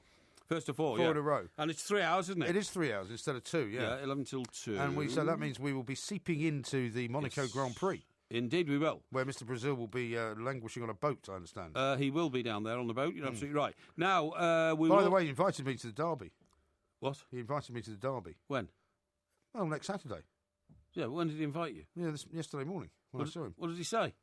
Hey, look how worried you are. No. I'd just like to know a bit more about this. Yeah, well, we always have a little chat about you, normally. Yeah. And he asks how you are and what your mood is and, Yes. you know, Yes. how you've been behaving yourself. And I Yeah. said, well, I had to say, well, of course, you know, Porky's been absolutely out of his tree since he's given up drinking. Yeah. Because I'm trying to persuade him to get back on it. Yes. You know, so he can stop being so rude to me. Yes. And he said, oh, yeah, and he said, was talking about, you know, getting, he had to go home to get some clothes, he said, and then he's off to Monaco. Yeah. And then he's off for a week, and then he's going to be at the derby. That's and right. he said, would you like to come? And I said, well, it's very kind of you, actually. But I said, it's difficult for me. I said, I've got to spend some time with my family. So I said, I probably won't be able to. But You're not coming? But thank you very much indeed for the invite. Ah, dear. So you look at the sense of relief on your face. What? No, not at all. In case I might, you know, insert myself between you and Mr. Brazil. Not at all. And somehow ruin your perfect friendship. No, not at all. You're very welcome. It would have been good to have had you there. I need somebody to carry my You told drinks me. around. You told me the other day that I wasn't invited. You said that I wasn't wanted there. I wasn't aware that you were, to be honest. You know, but you know, know, you see, Mr. Brazil can be do careful. these things a bit offhandedly. Here we go with the birds. Right, suggestions the birds, yeah. that building at least 25,000 onshore wind turbines up from the current 5,000. 25,000 Right. could help solve the problems as infuriated rural campaigners, and yet not a peep from the RSPB. Right. I think it's an absolute disgrace. Well, in fact, they're now in favour of them. Well, they're not opposing them, and Right. they should be opposing them because, as you quite rightly say, they chop up birds, don't they? Well, you would think they do. Yeah. Maybe they don't. Maybe the birds are too clever. Maybe they don't fly anywhere near them. Yeah, let's look how. I mean, birds will be able Yeah. to hear the vibrations, won't Course they? Or they feel will. the vibrations. So they probably know to stay away from them. Burst their eardrums. Martin, this is how political it gets. Martin Harper, the RSPB's Director of Conservation, said climate change is one of the greatest long-term threats to wildlife. And with rising sea levels, increased flooding and changes to our weather, it is also affecting people and our economy. So doing nothing is not an option. I mean, that sounds like somebody from, the far left Green lobby about, the world's going to sink under the water within 10 years has given them a bit of paper and said, could you read this out, please? Yeah. It's ridiculous. Well, I don't know what you get so worked up about. Well, I Because, get worked up about the fact that, all the scientific evidence tells you that all these wind farms all over the place are vastly expensive, do not produce anything like the required amount of electricity that the expenditure should merit, and in fact are a waste of time, and have led to the closing down of highly efficient coal-fired power plants. Okay. Yeah. Roy says this. Another debacle. Porky Quiz on Rolls-Royce. Vague subject. Figure the over-under is 5. He will whine regardless. No. Mark the Taxi says, how can Parry say Hodgson hasn't justified his job, qualified unbeaten? Yeah, but see, that's another statistical kind of against a load of blip, bum teams, which I'm tells sorry. you absolutely nothing, does it? Yeah, absolutely nothing at all. Naomi says, Porky, Yes. with the greatest respect, you were showing signs of weakness by not apologising to MG. Right, do you want this apology? Why do you want this Well, apology? because I just think it would make everything better. And what am I apologising for? For your ruthless and very hard-edged attack on me last night. For stating the truth. Well, no, for being very, very rude. For stating the truth, for that being nobody in their for being right for being unnecessarily argumentative. Right, nobody in their right mind in the world of commerce who had a budget to spend on improving their product. So rather than apologise, you're going to repeat it. Well, hang on. You're going to repeat the libel. Hang on, would offer you a penny in image rights. However, because you find that so difficult to take and you're clearly stung by it, Yes. I am sorry that it was me who had to point this fact out to you. See, that's not a proper I am apology. sorry. It's not a proper apology. I'm sorry that I had to give you... Are you sorry you upset me? The truth. I am sorry that you were upset by the revelation. That I was upset. Are you sorry that you upset me? I am upset that the sequence of events that led to that conversation last night have left you distraught and... It's a non-apology apology. And a wreck of a man. I am sorry. Yeah, well, thank you. I'll leave it at that then. I'm satisfied. This is Talk Sport. And I think it's gonna be a long, long time till touchdown brings me round again to find I'm not the man they think I am at home. Oh, no.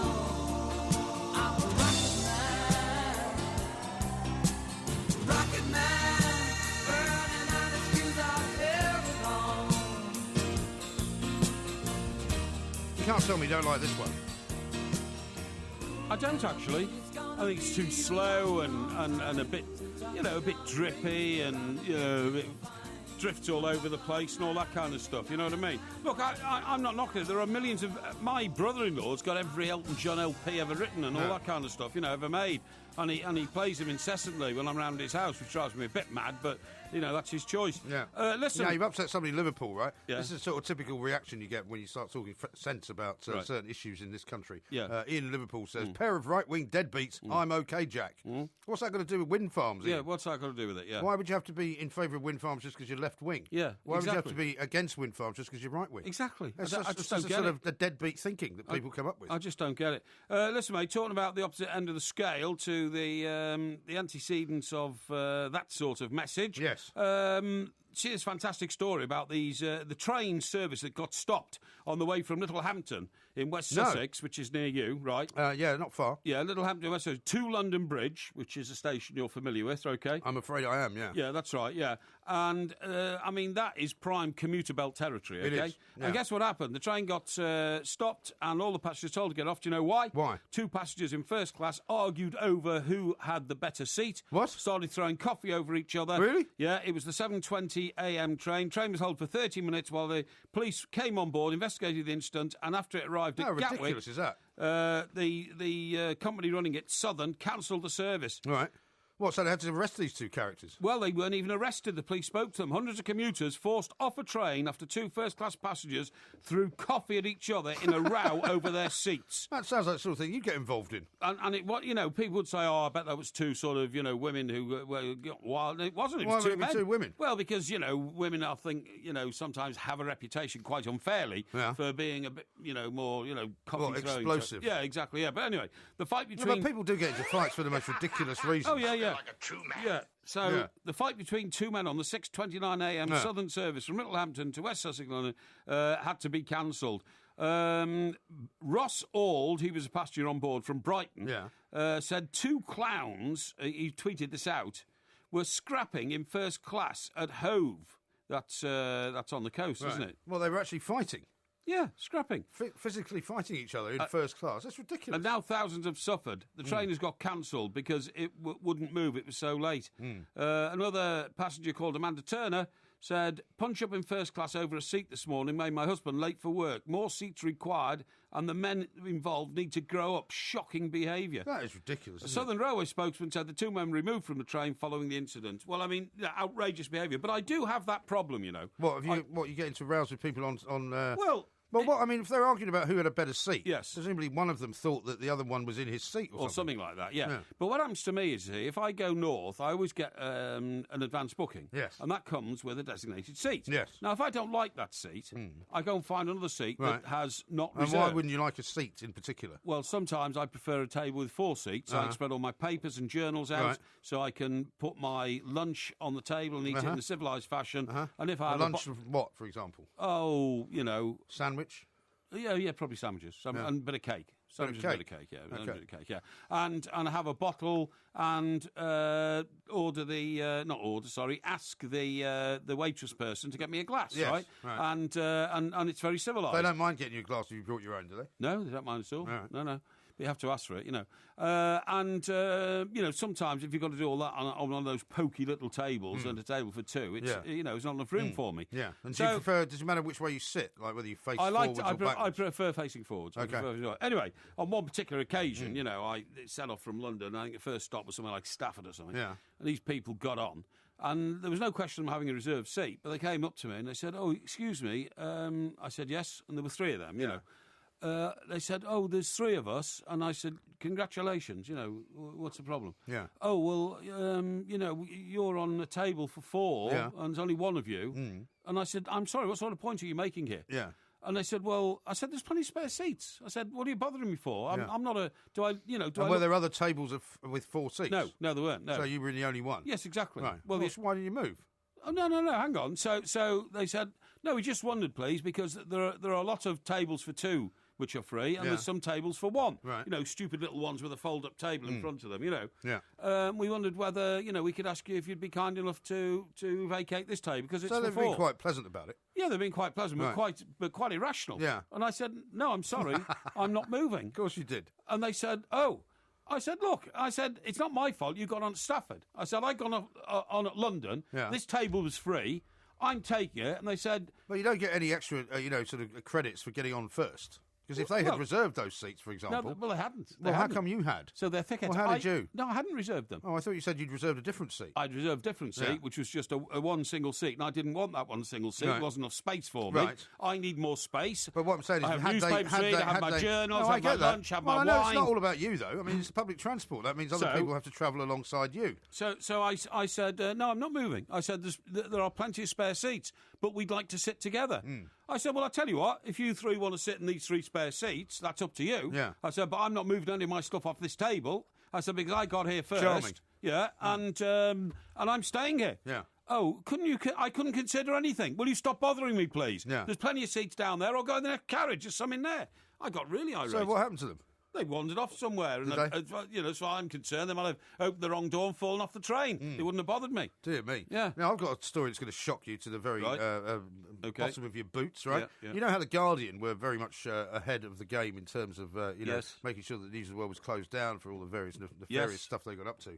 The Guardian has admitted that a rogue reporter fabricated interviews in articles for the newspaper and falsely claimed to have been present at events that he wrote about. Yeah, over which period of time? Well, do you remember that guy in the New York Times who did this? Yes, it was a few years ago. Yes. And he used to sit in the office of the New York Times, and he would pretend that he'd been down to Kentucky, he'd pretend that he'd been to some, scenario Mike, down he even pretended he'd been to Middle America and done Honduras and all kinds of stuff. It was unbelievable. Well, this guy's in America as well. Yeah. He works for The Guardian. He's a freelance, but his name is Joseph Mayton. Right. He's been writing for The Guardian since 2009. Right. He's been accused of making up quotes in some of his stories and even filing interviews with people who later said they'd never spoken to him. Yeah. Now, when I put this out, because I was brought to my attention by another member of the Twitterati out there, a lot of people were saying, this sounds a bit like one of Porky's protégés. No, not at all. I never did that in my life. I've never been caught out inventing anything, because I never invented anything. No, unless they were dead already. But I tell you what was very interesting, actually. You talking about The Guardian, right? Yeah. I read a piece in the New Statesman today. Oh, yeah. New Statesman is a sort of political journal of the left. Yeah, it is.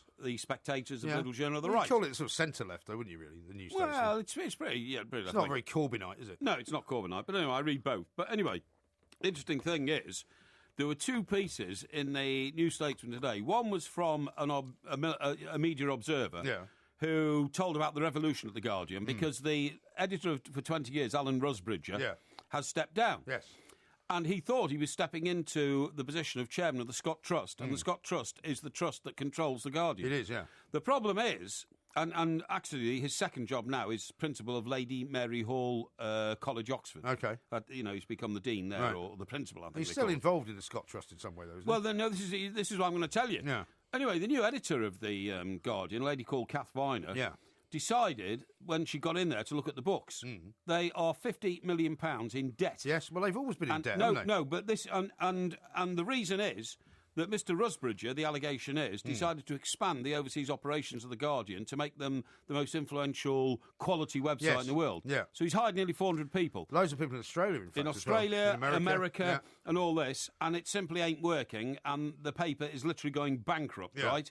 So she then led a coup. No, this is always the thing that annoyed all the other newspapers. It doesn't have to operate in a commercial no way at all. No way at all. Because it's a charity, effectively. It's charity. You're absolutely right. The Scott family in the 1930s, big landowners and industrialists in Manchester. Same as the Observer, which, of course, is the paper that he who must not be named works for. That's right. They had a social conscience, these people, and decided we're not going to make millions out of it. We're going to put it into a trust, and all the profits will be ploughed back into the paper. Yeah. So they didn't have to make a profit. Well, they didn't need to, because they had loads of money. Yeah, exactly. So anyway, she led a coup. Rusbridger now will not be the chairman of the Scott Trust on the basis... Are they moving him out? He's been moved out. Oh, excellent. He's been told he's not going to be. But then, funnily enough, 6 pages on, old Mr Rusbridger has a column in the New Statesman in which he is, berating this dastardly plot and foul deed, stab in the back and all that kind of stuff. What about all the things I did for the newspaper? That's right, and he's now only going to be the principal of Lady Margaret Hall College, Oxford. Poor fellow. I know, but how's he going to get by? I don't know. Yeah. Anyway, how about this? The guy that was at the New York Times was a guy called Jason Blair. Right. Back in 2003. Yes. This guy Mayton, who lives in California, claims that he did not fabricate anything. However, the new editor of The Guardian in the US is a woman called Lee Glendinning. Right. And she said that suspicions were raised in February when sources contacted the company to say they had not spoken to Mr. Mayton, despite being quoted by him. Yeah. And she says he was unable to provide convincing evidence that the interviews in question had taken place. Yeah. Can you think Roy Greenslade will write about this? Oh, I doubt it very much Very indeed. much doubt that. If it involves The Guardian, which is his Bible, Roy Greenslade, the man who worked for a long time for Rupert Murdoch, but then spent the next 20 years slagging Maxwell slagging off the Murdoch Empire. Yeah. No, I don't think so. No, I don't think so. But it's funny, isn't it, sometimes when it's pot kettle and black and all that sort of thing. Yeah. This is Talk Sport.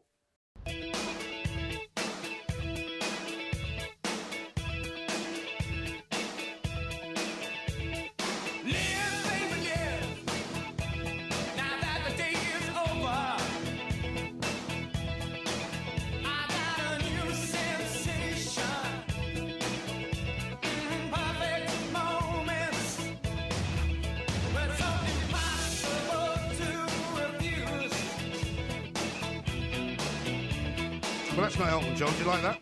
Is that in excess? It is. I thought it was. Yeah, well done. Yeah, what was it called, that track? This one, is it Suicide Blonde? I don't know, but it's very No, good. New Sensation, sorry. That's old Michael, what's his name? Michael Hutchins. No yeah. longer with us. No longer with us. I've been to the hotel where he was found hanging on the back of the door. Ritz-Carlton. I think it is the Ritz-Carlton. It was the Ritz-Carlton in Sydney, yeah. No, it's not in Sydney. It's in a bay just around Sydney, Well, towards Bondi. as far as all intents and purposes, it's in Sydney. Sort of, yeah. Is there another Ritz-Carlton in the centre of the city? Yes, I think there is. Really? Yeah, I think there is, Well, let's ask Sandra Lee, because she will know, and she is, of course, our favourite Australian. Exactly. Sandra, very good morning to you.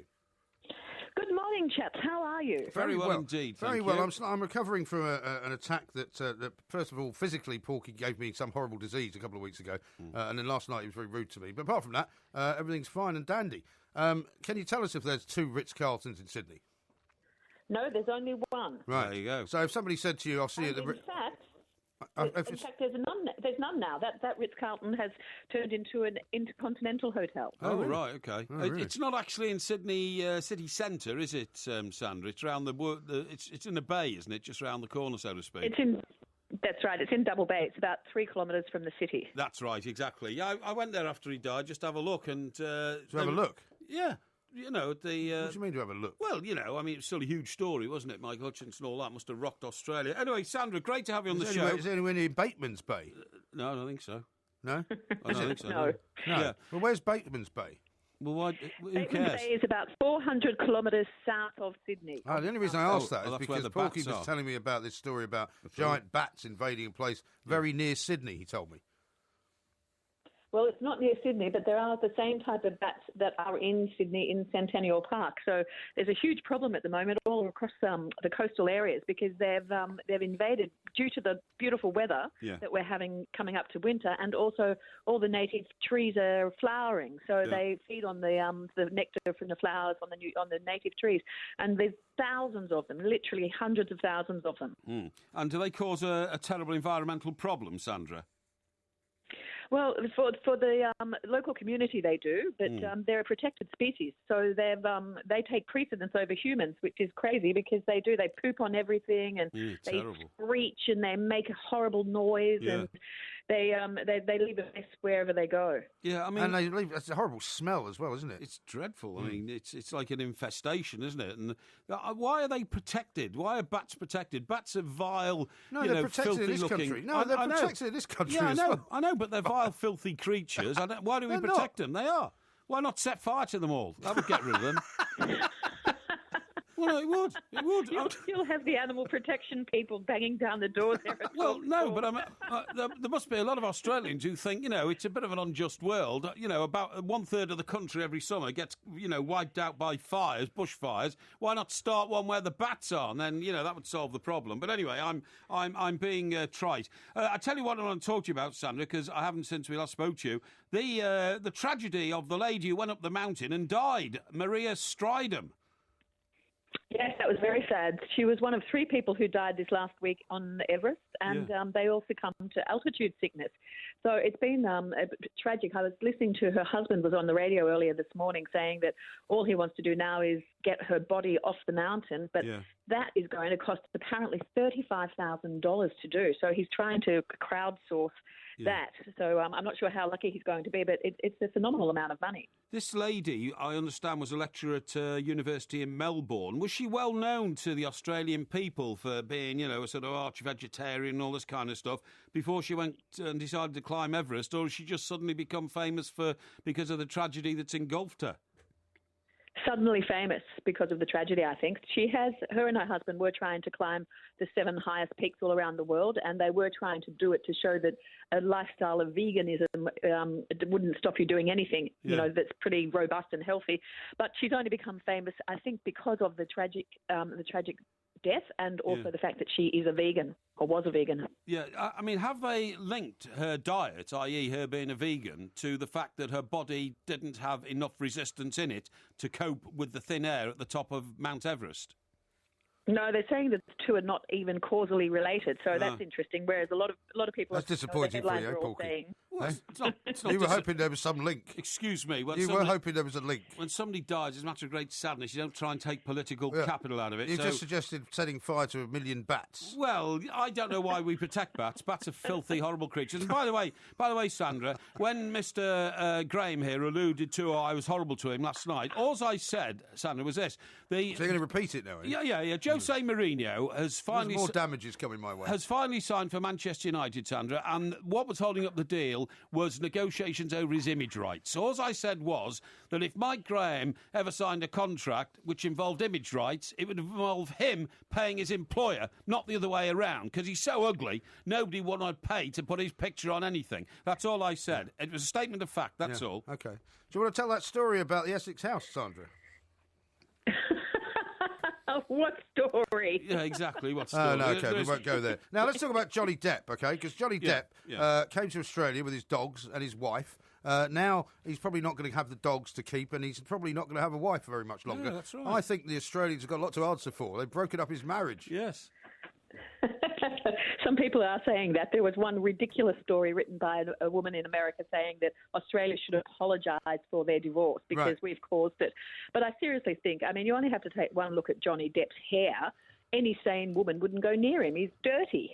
You sound like really? Mrs. Porky Parry, for heaven's sake. You know, this is a guy who's worth something like $100 million. Amber Heard, who's been married to him for about 18 months, is going to possibly get $35 million of that. And I mean, people who know Johnny Depp say that he's not short in the women's department, I don't think. No, exactly. And last year he earned 300 million, I think, 30 million in 1 year alone. And under California rules where they live, she's entitled to a 50-50 split of that. Any money that they've earned during their marriage, they get 50-50 of. So she could be in for a hefty payday. Although he did just recently, very recently in the last 24 hours, tell the court that he doesn't want her to have spousal support from him and that he doesn't want to pay her any money at all. Right. Well, they haven't got any kids together, have they? So, I mean, it is sometimes a bit rich when a woman who's married to such a short time and who has no children to support suddenly wants half of a guy's income that he's made all these years ago. Yeah, it's outrageous. Listen, Sandra, do you know who... I'm just going to ask you now. Do you know who Rob Fahey is? Rob Faye, I don't know who he is. I know that he just won some award for playing real tennis, and I didn't even know what real tennis was. Well, so I'm at a loss to give you anything on that chap. Well, I tell you what, that's interesting. You've lived in Australia for the last how many ever years? You're from Australia, Australian. This guy has been a world champion for 22 years. Yeah, but real tennis is an idiot's game. Well, it's like Elizabethan. It's an Elizabethan form of tennis. Yeah, well, this guy's also from Tasmania. I mean, they're all a bit sort of odd in Tasmania, aren't they? You'll have Taswegians knocking down your door as well as animal protection people. Yeah, that's right. It's like Glaswegians. That's amazing. Yeah, that is. But do you know what real tennis is? Yeah, it's you play with a tennis ball and a square bat. Yeah, but you don't know what it is, do you? Yeah, I do. Yeah, you don't. Of course I do. Explain how it works then. Well, it works... What does the court look like? The court is an enclosed room. So every square inch of the floor and the walls and the ceiling Incorrect. is in play. Not true. Well, it is true. It is not. No, what it is that it's in because one of the few places we can play it is in Hampton Court, where they've got a real tennis court because it was used during the Tudor times. Henry VIII started it. That's right. And what they have is like a series of sloping roofs. You can hit the ball up onto a sloping roof and back down onto the court. Exactly. It's an idiotic game. That's exactly what I've just said. No, it's not. You said it was enclosed. Anyway, this guy from Tasmania has been the world champ for 22 years, and now the world of real tennis is in mourning because he's been deposed. But I don't think anybody cares. I don't know. Nobody cares. Don't know much about this story. No, but what I'm saying is, it's horrendous. Got any more like that? Well, he didn't make a load of huge headlines in Australia, did he? So I don't know why he's making headlines. I don't know why over we're here. talking about him. Neither do I. Neither do I. Sandra, let's talk about this complete waste of time. Yeah, complete waste of time. There's quite an important story though about a woman who is originally from here, I believe, who has been found guilty of criminal activities, having been living in Australia for many years, and now they're talking about deporting her, which is quite significant. You know, we have all these debates about immigration. What are these criminal activities? Well, she's basically lived a life of crime. I mean, not necessarily sort of petty crime, isn't it, Sandra? Yeah, theft, mostly theft, and she's also before she went to jail, she was addicted to ice, which is a great scourge in the community at the moment. Is that like crystal meth? Same, exactly. Yeah. And she was also convicted of stabbing to death her stepfather after she says she experienced years and years of abuse, and she got a good behaviour bond for that. So she ended up going to jail for about a year, and under recently changed laws to our Migration Act, anybody who is deemed of bad character or questionable character after spending up to a year in jail can be deported if they haven't got citizenship. So, and has she got family there and kids and stuff? Yeah. Because what happens here, Sandra, right, is if that is the case, and sometimes it's quite violent criminals are allowed to stay here on the grounds that they, under the European Union Human Rights Act, they have a right to family life, so they don't get deported. Well, it's crazy, isn't it? I mean, I think everyone would say put the protection of your community first before, some low-life criminal. Yeah, you think you would, yeah. And have you got a new Prime Minister since we last spoke to you, Sandra? Because it seems to be a bit of a, revolving door situation in your Parliament these days. We might have one in July. We're having a national election and we might get a new one then. Really? So who knows? I'll keep you posted. Yeah, and that'll be what number in the last 5 years if you get a new one? 6. Wow. 6, good God. There's something gone wrong with Australia. It used to be stable. It's worse than managers at Leeds United. It certainly is, yeah. Absolutely. Sandra, delightful to talk to you. Sorry about the madness in the middle there with that bloke with the real tennis and setting fire to the bats. Yeah, that's right, yeah. Have a lovely weekend and we'll speak to you soon. Yeah, we will. Thank you. Sandra Lee there, reporting in from Sydney, which is nowhere near where the bats are, by the way. Isn't it? What? Isn't it amazing that Sandra had never heard of this real tennis star? Shocking, that, yeah. He'd been a world champ for 22 years. Nobody cares. Imagine if we had a world champ in this country. What, of real tennis? But you've never heard of him. Of anything, for 22 years, and nobody had ever heard of him. That's amazing. Well, yeah, but it's because nobody cares about the sport. No, that's true. That's the thing. This is Talk Sport. Oh, baby, you're the only thing in this whole world that's pure and good and right. And wherever you are and wherever you go, there's always gonna be some light. But I gotta get out, I gotta break it out now before the final crack of dawn. So we gotta make the most of our one night together. When it's over, you know we'll both be so alone.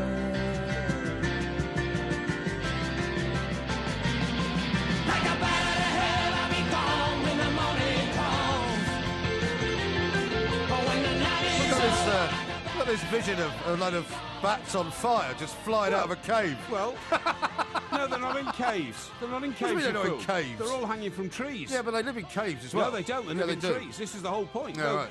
No, this infestation all hanging in trees. Now, all I'm saying is, every year, the Australian Fire Brigade has to deal with bushfires all over the place. Yes. What they should do is you don't start another one, do you? Yeah, you do. Why? Send somebody out if in you the middle. start a fire, it will spread like wildfire, as you've often said. No, these are happening in suburbs. So all you do is send a bloke out. Yeah, but what do you think happens when the bushfires come? They burn down all the houses. Hang on. Park a couple of fire engines around the corner from where the bats are hanging out the trees, okay? Go send an agent provocateur in to spray the trees with a bit of... Agent provocateur? Yeah, with a bit of petrol. What about Agent Robin? You could send him in. What? Arjen Robben? Arjen Robben. Who's that? Arjen Robben plays for Bayern Munich, doesn't he? He used to play for Chelsea. Oh, don't be ridiculous. Now, what I'm saying is... So you're going to spray the trees with petrol? You know that petrol stuff you get that you put into lighters? Well, petrol. What's it called? It's called petrol. It's not called petrol. It's called something else. Lighter fluid. Lighter fluid, that's right. It's still petrol. So send a down and out, whose life is worthless, right, round to spray, just in case anything goes wrong, to spray the trees with lighter fuel at the base. Then set fire to them. Yeah, but that will then spread to the houses. No, it won't. You're an idiot. You'll have a couple of fire engines already parked around the corner. It's a waste of their time. On the spot, no, okay? Shocking. They go round, the bats get incinerated, no, which is a good thing. 10,000 bats. No, they'd fly away. Well, they'd possibly on fire. You'd get rid of them, and then they'd fly into people's houses and set the houses on fire, and you'd have an entire city in flames. And then the Sydney Fire Brigade move in instantly, put the fire out, everybody's happy. I've got a great one here from Becky who says, I've got an alternative. Why don't you save the endangered bats and burn Porky? Oh, that's very nice, isn't it? Shocking statement from an alleged animal lover. Now, listen. What did you think of that song, by the way? A Bat Out of Hell? Yeah. That was Meatloaf. It was. Very good song. Yeah. It was his best ever song, wasn't it? Well, it depends. If you like Meatloaf. Well, which other ones he done? 2 out of 3 ain't bad. I quite like. No, I like Bat Out of Hell. I mean, the whole album actually is the whole album is pretty good. Is it good? What's Have his you not real got name? his greatest hits? No. What's his real name? I can't remember. No, I can't either. Now then, I want to tell you about this lottery winner. Because this lottery winner. This is incredible. This guy, right? So this guy, hard-up bus driver, puts in long hours. Oh, this is the guy that went back to drive the bus, right? Yeah, what about this?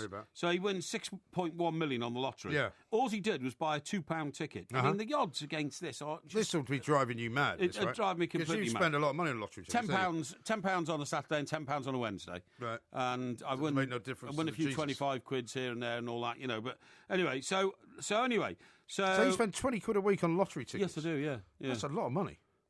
It's not. Eh? It's not really. Well, it's over 1,000 quid a year, isn't it? Yeah, I suppose it is. But if you and I if you and I went into a bar round here after work, a couple of drinks, we'd spend at least 20 quid. Well, yeah, but that's because you're getting something out of it, though. Yeah, I see what you mean, yeah. Well, you're getting basically some libation, you're getting, something nice to quell the dryness in your throat. Company. You're just buying a ticket. Yeah, I suppose so, yeah. But I do get a few, if you get 3 numbers, you get £25. By the way, Oklahoma Thunder against the Garden State Warriors are back on again. Yeah, it's, brilliant. 47, there's that number. Yeah, I love that, yeah. Now then, so anyway, so this guy, he used to be a reasonably successful guy in this country. Who, the bus driver? The bus driver. What do you mean reasonably successful? Well, he was a middle manager in a company, and then he took early retirement. Oh, okay. They went to Spain, they bought a house, and then, of course, the Spain financial and economic crash happened. They lost everything. Oh, really? Came back, and he ended up as a bus driver. What an interesting story. It is an interesting story. Yeah. And so he came back, and was that the only work he could get? It's the only work he could get. That's what he wanted the to only do. work he could get. But you've often said they're always looking for bus drivers. They are, always. So if you ever lost your fortune, you could go and be a bus driver. Yeah, I could, yeah, because every bus in this country's got a sign in the back saying, want to drive this bus, apply for a job here. All the time, they need bus drivers. I always wonder if you could just get on the bus and say, I'd quite like to drive the bus. I'd like to drive the bus, so you get out of the way. That's right. But I mean, you'd be the worst bus driver of all. I think I'd be a good bus driver. No, you wouldn't. You wouldn't stop for certain people that you didn't like the look of. Well, it's... filthy people. That's a point. Strangers. Anyway, let me continue. This is a brilliant story. Carry on. So he buys this ticket. He comes from Crewe, which is very much Porky territory. Home of the train spotters. Home of the train spotters, Cheshire. And he says... Is Crewe in Cheshire? I didn't know that. Crewe is in Cheshire, yeah. He said, I took work as a bus driver to make ends meet. We had to save to buy back everything we'd lost. Right. They didn't even have a house or anything. So he won with a £2 lucky dip on May the 18th, OK? Yeah. But this is the good part about it. Well, there's 2 good parts about it.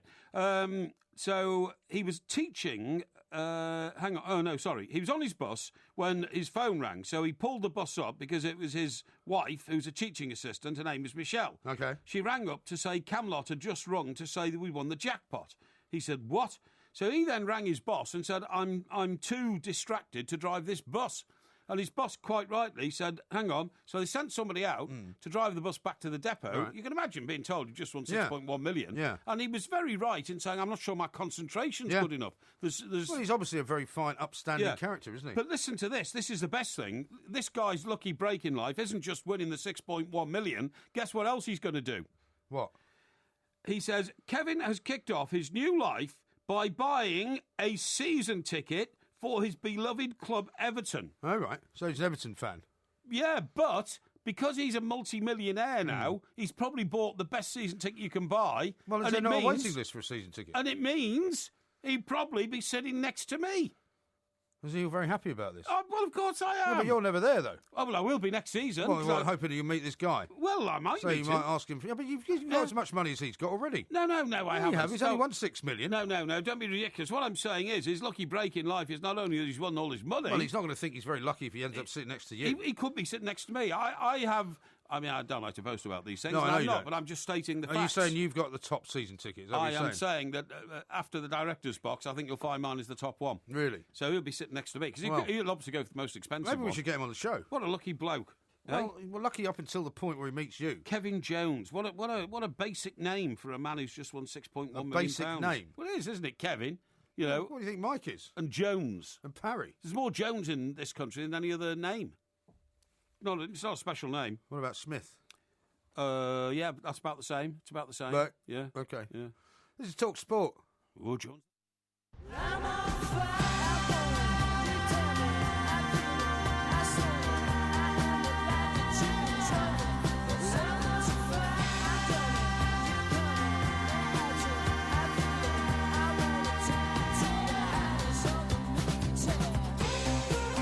Talk Sport, we are the two Mikes. The Porky Quiz coming up in the next hour, of course, and there'll be a podcast coming out a little bit later on. Lots of very imaginative tweets coming in. Yes. Some with illustrations of burning bats and people with flamethrowers and all kinds of things. Absolutely horrendous stuff. Now, one of the things we'd like to do in the next hour is our listography, which, of course, is our continuing homage to the New Day newspaper, which I keep saying this just in case people wonder what it was. Yeah. It was only open for 9 weeks and is now no more. No. I've got a few... I chose yesterday, so I think you should choose today. Do you know what's happened to any of the staff there, by the way? Well, I mean, funnily enough, the woman who I knew quite well, who was at the Mirror, who's deputy editor, she, only because I follow her on Facebook, she tweeted, she put a thing on Facebook the week after the place had shut, saying, having a nice little break in France, but I guess I'll have to come back and look for a new job. So I guess she's not going to be retained. I'm assuming that the woman who was the editor will still be kept within the group. Yeah, but you see, she's got no job now. Alison. Because wasn't she Sunday editor? She was editor, I think, of either the Saturday or the Sunday paper. Yeah, something like that. Yeah. But they'll absorb her, I'm sure, in some way. Well, you see, let me tell you things about that, Mike, because obviously you know it as well as I do. Yeah. Newspaper empires can be massively cruel to those they let go. Yeah. Seriously, because... Well, I've been the victim of it. Well, and Don't worry about that. I have as well, because once, it moves... It's such a relentless march, 24 hours a day, 7 days a week, that if you fall off the conveyor belt, it's very, very hard to get back on. Very true. And what I was going to say is, when the News of the World closed down, right, and we both had friends there, I certainly did, the promises were lavish that you'd be absorbed into the organisation, there'd be jobs for you on the daily titles, the Murdoch... But the jobs are not always as good, and the money's not always as good. The Murdoch organisation's worldwide empire, we have so many opportunities in television, all that, and yet...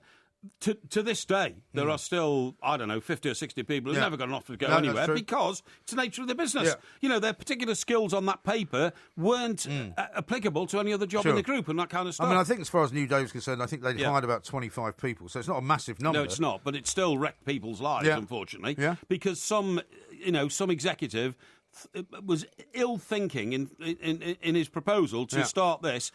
People, the great sadness is any new venture is met with great energy and enthusiasm and great goodwill and great, don't worry, we'll work 14 hours a day. Yeah. And then when it closes within 9 weeks, that is not just a slap in the face, that is sheer brutality because of the poor thinking of the bosses. What are we going to do for the trilogy? I'll give you a few suggestions. Some of them we've kind of looked at before. This one from Ernie. How about your 3 favourite newspaper stories that you feel were significant in your newspaper careers, which you might like? 3 people you guys have been most let down by in your working lives. 3 favourite colleagues, current or present, dead or alive. 3 words that best describe the other Mike. Your 3 preferred dinner guests, dead or alive. And your 3 favourite meals or dishes to cook for dinner. Yeah, I think we should definitely do the 3 favourite newspaper stories. Okay. Yep. Which have influenced your career, basically. Or just great stories, Yeah, okay. Yeah. People will probably feel that there are certain stories that we shouldn't mention. Maybe. But you'll have to remember that being tabloid journalists, some tragedies are very big stories and very influential as Indeed. well. So I don't want to get all upset if we happen to say that a particular story was a big story, even though people might have got killed as a result. This is Talk Sport. We are the Two Mites. There will be a podcast coming out. Derek in Pencoed has been in contact. He has. He says this. Right, does Porky demand a table of his own when on a train and won't share so much for a man of the people? And then he says, I bet that if Porky was on a train and found someone on their own sat at a table for four, he would demand that they move. He's not better than anyone else, despite what he thinks. Well, funny enough, if it had been one person who come up to me and said, look, excuse me, and I said, look, I tell you what, mate, if you slide in there by the window and take that side of the table, I'll have the other side of the table, we can live in harmony. What if it was a nice-looking young woman? Then I think you'd change your tune. I once invited a young woman to come and share my table. That. You once tried to entice a young woman from second class, didn't you? She was actually sitting on a case outside the door of first class. Yeah, but she wasn't in first class. She wasn't in first class. And did you not wave your first class ticket at her or something? Well, not. I wasn't quite as crude as that. I just invited her to make her journey. How did you invite her exactly? Well, I said, would you like to join me in first class? Yes, exactly. That's right. Did you know I have an E-Class Mercedes? No, I didn't say that. No. I thought I'd... And a penthouse? Thought I'd get round to that after we'd settled By the way, a luxurious leather seat. Did you see that proper penthouse? The one, The Guardian the other day did that story about that building. Yes. On the front page. Yes. And how it's all, basically occupied by people who don't want to live there. Is this there. the one right next to MI6 at Vauxhall? That's the one, down at Vauxhall. Yeah. And the penthouse is £50 million penthouse. the top 5 floors. Yes. That's what I call a penthouse. 50 million. Yeah. Not your kind of shambolic, 2 square feet, garden outside and, a couple of bathrooms and, 2 bedrooms. I think you'll find the £50 million penthouse doesn't even have a garden. Yeah, well, of course it doesn't. Doesn't have a garden. It must have some outdoor space. It's the 5th tallest building in this country and the highest residential block, okay? Yeah, right. And almost all the property in that building and everything, 97% of it is owned by overseas investors. Yes. And the reason The Guardian did it was because their inference is that, there's no housing for anybody else. They've now discovered this huge scandal that people from India and Russia and China are buying up a lot of property in London. Right. That story has been running for 50 years, but The Guardian discovered it the other day. I know, and they're making out also that that's the reason why people can't get affordable housing. But on the other hand, actually, I discovered this the other day, that there's something like 20,000 empty flats in London, right? And at least a third of them, if not close to a half of them, are actually owned by councils. Because councils move people out and don't put anybody else in. Yeah, that's right. So there's plenty of room. Yeah, absolutely. But anyway, that's another story. How about this from Steve in Darlington? He says, Porky is a walking disaster. Surely the Two Mites DVD has a picture of both of you on the front cover. Contradicts Porky mocking MG's face, image rights. Well, which is true, actually, because my face is actually bigger on the front than yours. It is, because in that picture... And we've sold loads of them. We have actually sold 30 today. Do you see that? No. From the distributor. I got an email from the distributor. Which is very good. Yeah, well done. Now listen, I tell you what I'll talk to you about. Yeah. Right, it's Bank Holiday weekend coming up. It is indeed. Weather situation. This will be Whitsun, right? Is it? Whitsun? Is it Whitsun? It's not May Day, is it? It's Whitsun, I think. No, May Day's at the start of May. Because next week's half term. Is it? Yeah. Okay. Now what I'm going to say is. Yeah. Weather's very important in a bank holiday. It is. I've read 2 reports this week. One said it's going to be a washout, flooding, but another one said it's going to be 33 degrees of heat. Beautiful day yesterday. So how do we tell? Well, you can't tell, really. I mean, the problem is with the weather service is they can't predict, the end of their own nose. I've been talking to what I call the amateur weather forecasters. Have you? Yeah, because they're Who are they? Well, these are guys who, they can tell what there's going to be from just looking at nature, right? Right. Now, this is a tip to all our millions of listeners as to how to work out what it's going to be like, okay? Right, certain... And they watch for things like cows sitting down, that kind of thing. No, that's if it rains, a cow sits down to keep the ground underneath it dry. Well, no, but that's my point is that's the sort of form of weather forecasting, isn't it? I suppose so. Anyway, so what you've got to do is this. If certain birds are spotted, hot weather is imminent, okay? Yeah. The arrival and departure times of migratory birds are vital to understanding what the weather lies ahead. Right. Okay? Now, birds like swallows depart before the end of August. No, hang on, I'm talking about this weekend. What? Now, we can use our feathered friends here to forecast what lies ahead. As long as you haven't set fire to them. No. Blackbirds and all forms of tits have built nests... That's schoolboy humour. Yep, I'm afraid it is. Birds are called tits, right? Yeah, I know. They're all forms of tits, was the way that you put it. Blackbirds and the tits have built nests. They have not yet started to have families. Right. So that means there's not enough insects around. Yeah. That means... hang on. It's going to be a worse summer than usual. Yeah. So go and have a look at your nest. That reminds me, I was watching the old Chelsea Flower Show earlier on today, Yes, and they were talking about bees, and Kelly Brook was That's on. right. Apparently she keeps bees. That's nice. Yeah. Yeah, good for her. Yeah. Now then, let me just continue, please. Right, you can tell whether it's going to be a good or bad weekend from the height of the flowers in your fields around you. The height of the flowers? Height of the flowers. You haven't got any fields around you. You live in a conurbation of concrete. No, I don't. Yeah, you do. Where's your nearest field? On Epsom Downs. Well, how far away is that? 3 miles. 3 miles to the left. Well, it's not exactly close. Because you have to get across the course. But anyway, look, I see flowers all over the place. Now then, the flowers, burdock, teasel, thistles, and the seeds of the plane tree make excellent bird food. Right. So they're also indicators of the weather that's going to come. If wet, the plants will naturally grow higher to raise their seeds away from the damp ground. So if the flowers are getting higher, it's going to be a wet... flowers always get higher in the summer. That's what they do. No, it's going to be a wet weekend. That's rubbish. Now, how can you measure the height of a flower over the course of a day? Well, you can. No, you can't. You can tell. Well, it's not like there's some kind of time-lapse photography thing going on. No, you've heard of the tall poppy syndrome. That's what it's all about. How much do you think, say, a thistle grows in the course of 24 hours? Well, it can. Over this week. Well, it will, but it won't be noticeable by the human eye. What I'm saying is, tomorrow, go and have a look at the height of the flowers at the start of the bank holiday. If they're higher than normal, then it's going to be wet. Now then... Or you could just, wait until tomorrow and decide whether it's raining or not. No. Now then, also, go out into the country and find yourself a blackberry bush and have a look at it. Because if the blackberries are flowering at this weekend... Yeah. I can do this because I've got a lot of blackberry bushes around my place. Okay, it means... what does it mean? Hang on a sec. It means summer's going to be late, so it's not going to be good. Right. Right. Now then, also... So do I need a measuring stick to measure the flowers? No, you tell just by looking. It's by eyesight. There's no way you can do that. Now, this is the next one. Yeah. Go and find a pond and see what's happened to the lily pads, OK? OK, yeah. I've got some lily pads, actually, in my pond. Excellent. Right. A good short-term sign of the weather to come is the nature around your local waterways. Yes. When we see the lily pads appearing and the dragonflies start flying among the reeds, then you know it's going to be hot and summery. Well, if you see dragonflies, it's usually in the summer. Dragonfly. What's that? Fly by my window. It was a Paul McCartney song called Dragonfly. Right, and finally... but you don't see dragonflies except for in the summer. Listen, if the dragonflies are around now, it's going to be a hot weekend, OK? You don't see dragonflies except in the summer. Well, that's why you're going to work out whether this weekend's going to be spring or summer, you idiot. That's what I'm trying to tell you. Well, it's not summer until June, is it? Finally, get out into the hedgerows, right? OK. And if they're only beginning to bloom at the moment... You won't be able to look over most of them. What? You won't be able to look over most of them. If they're only beginning... I'm going to ignore that. If they're only beginning to bloom at the moment and not sort of fully in bloom, summer will stretch into early autumn, which means you're not going to get a good weekend. Right. Look at the hedgerows and see how the hemlock, parsley... Why are you shouting? I'm just trying to indicate what's going on. Hemlock! Yeah, hang on.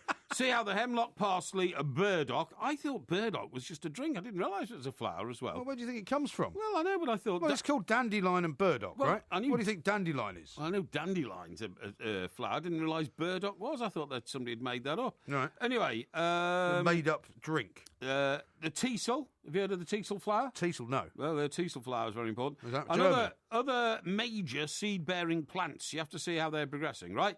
Now... This is absolute rubbish. No. At the moment, there is virtually no progress whatsoever in the growth of these plants. Only some hedgerows are blooming.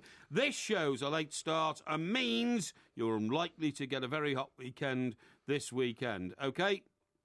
Putting all this together, my prediction, this is mine, the Porkmaster Your prediction, right, is that it'll be another 4 weeks before we get a really hot, sunny weekend, OK? You also predicted Everton would win the FA Cup. I predict that every year, OK? If the thistles are thistly, it could be a good weekend. Right. That's all I can tell you. Well, do you mean they're purple blooming and yes, and getting all kind of fluffy? Yes, exactly. Okay. Like they would be on the Scottish flag, so to speak. You know what I mean? It's not on the Scottish flag. Well, yeah, but if it was... I know what you mean. Yeah. Mackie says this. Mike Parry's a perfect example of why this guy's stupid. £20 a week on the lottery, amazing. #idiot tax. Oh, that's nice, isn't it? This is Talk Sport. So I've got a feeling that one of the stories is going to be shared by both of us. Okay, fine. Unlike winners and losers, I don't think you need to necessarily cancel one just because somebody else mentioned it. Well, we might have a different angle on it. Yeah, we will have. But I'm pretty sure you're going to say Princess Diana's death. Well, yes and no, in the sense that I've told that story quite a few times about how I broke the news of it because I had a defence correspondent who was with the Foreign Secretary. But please give me your drift on it. Well, I was going to give you my... the reason it was very influential in my career was because I was at the time when it happened, I was actually down in Wiltshire, but I got the call that she'd been declared dead, so I kind of rushed into the office, and I was then sort of production supremo of the Express. Right. And we literally worked around the clock for 7 days. Yeah. And it was the most incredible kind of experience as a journalist. And as I said before, I don't want anyone to sort of get the wrong idea that we were in any way kind of... glorying in it or sort of, doing anything else. I mean, because it was terribly shocking as well. It was. But the stories as they came out, first of all, that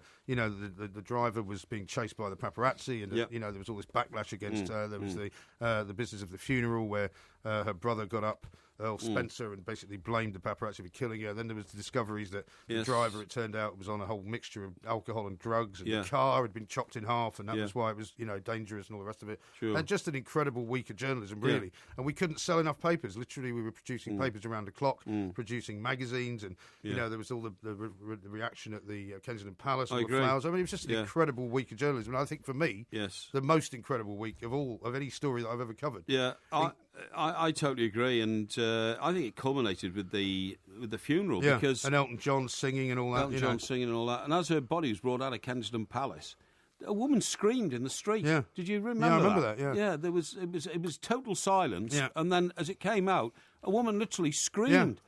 And nobody quite knew. And it also changed. I think you and I have discussed this before. It changed the sort of nature of British society. I think, in the sense that we all became much more kind of sympathetic to all sorts of things. I totally agree. About 3 days after she died, when there was a row going on about whether the Queen should come back from Balmoral or not, I was the head of the Press Association at the time, which is not very far away from Buckingham Palace. Right. Anyway, it was in Victoria, right? Victoria, that's right. Yeah. So anyway, I decided to get out of the office, and I said, look, I'm going to take a reporter with me. We're going to go up to Buckingham Palace, because I'd heard so much about the tributes, the flowers. Right. Now, I walked up there, and I walked down Buckingham Palace Road, and as I got close and close to Buckingham Palace, the smell of the air changed. Yeah. I mean... because of the flowers? Well, I didn't know what it was, Yeah. but it palpably changed, and then it got more intense. Then it was like being in a park, and as I turned the corner, in front of Buckingham Palace, the road had been closed. Right. I simply couldn't believe the sight. Yeah. The flowers stretched for at least 150 yards from the railings of Buckingham Palace, across the road to where the monument is, beyond the monument, into the Mall. I don't know how many millions of people have put down flowers. Incredible. It was incredible. You use this expression sometimes, a carpet of flowers. Yeah, it really was. It was utterly incredible. The world was taken over with grief for a person that nobody had ever met. You know what I mean? It was astonishing. Yeah. But I agree with you on that one. Yeah, I mean, absolutely. My second one, I'd have to say, in terms of my own career, was actually just covering the war in Bosnia. It's the only war I ever covered. Yeah. But going to something like that was quite an incredible experience. Exactly. I wasn't a hero or anything like that, but it was just quite dangerous in parts, but fascinating in other parts as well. I was out there for a couple of months at the heat of the whole kind of central Bosnian fighting, and we used to have to go to our houses at night where we lived. No electricity. You couldn't even sit outside with a candle because there were snipers all over the place. Yeah. You'd see houses burning in the distance. You'd hear gunfire going off, and just an amazing thing for me to do. It was one of the last things I did as a reporter. For the Express, and my other one, which just gives us flavour, and you'll know about this, of kind of executive burden, which was very shortly when I was made first executive features editor, or whatever I was. I brought in an interview with Jermaine Jackson.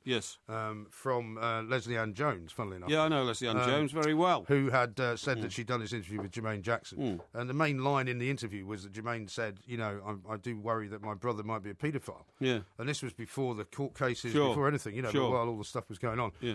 And so that made its way onto the front page because the editor loved it, and it Obviously. was a big, sort of splash across the front page. Yeah. I got woken up the next morning with a phone call from one of the columnists to say, "Have you been listening to Capital Radio?"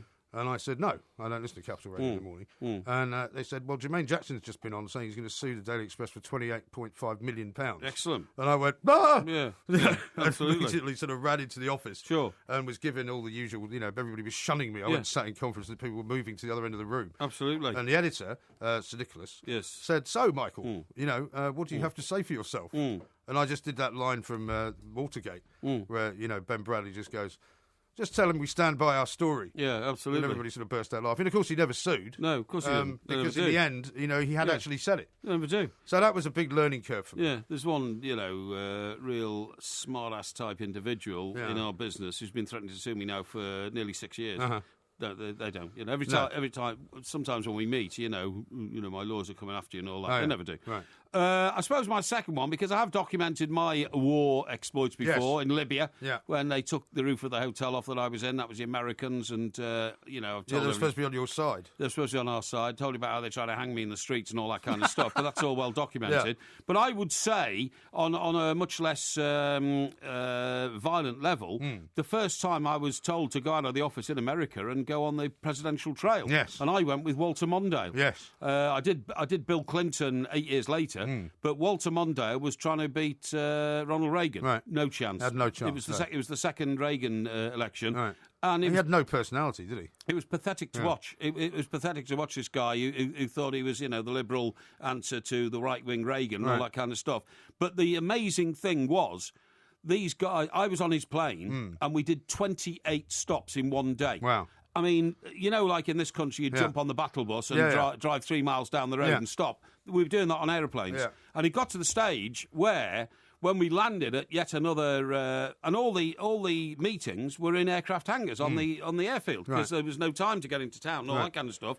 And it got to the point where, we landed, went in the airfield, and then a local reporter would say, "Are you travelling with the candidate?" Right. And I'd say, "Yeah." He said, "I got a deadline coming up, in like half an hour. Can you help me?" I said, "Of course." And I gave him the speech, because it was the same speech 28 times in the same day. Right. It was amazing. And we'd start at 4 in the morning and finish at 2 a.m. the following morning. So you just do like little hops, like 20 minutes, half an hour here. Absolutely. Yeah. Sometimes 10 minutes, across farmlands and all that kind of stuff. It was amazing. Yeah. And when you've worked in England and gone there for the first time, it's a sort of revelation, isn't it? Yeah, absolute revelation. Yeah, absolute revelation. And I suppose the third one is just meeting somebody, all your life you've admired, and all of a sudden you're in the same room as them. But unfortunately, that was Chris Evert. Right. And it was when I was drunk, inebriated. Oh, yes. And you had to interview her. You didn't realise, right? I suddenly came up with a breakfast interview on a Saturday morning at the, funnily enough, at the Essex House Hotel. And I'd spend all night in Eamon Duran's. Right. And, Right. I'd smoked about 2 packs of cigarettes because I was going through my smoking phase. Was this when she was with John Lloyd or after she broke up with him? It was after she broke up with John Lloyd.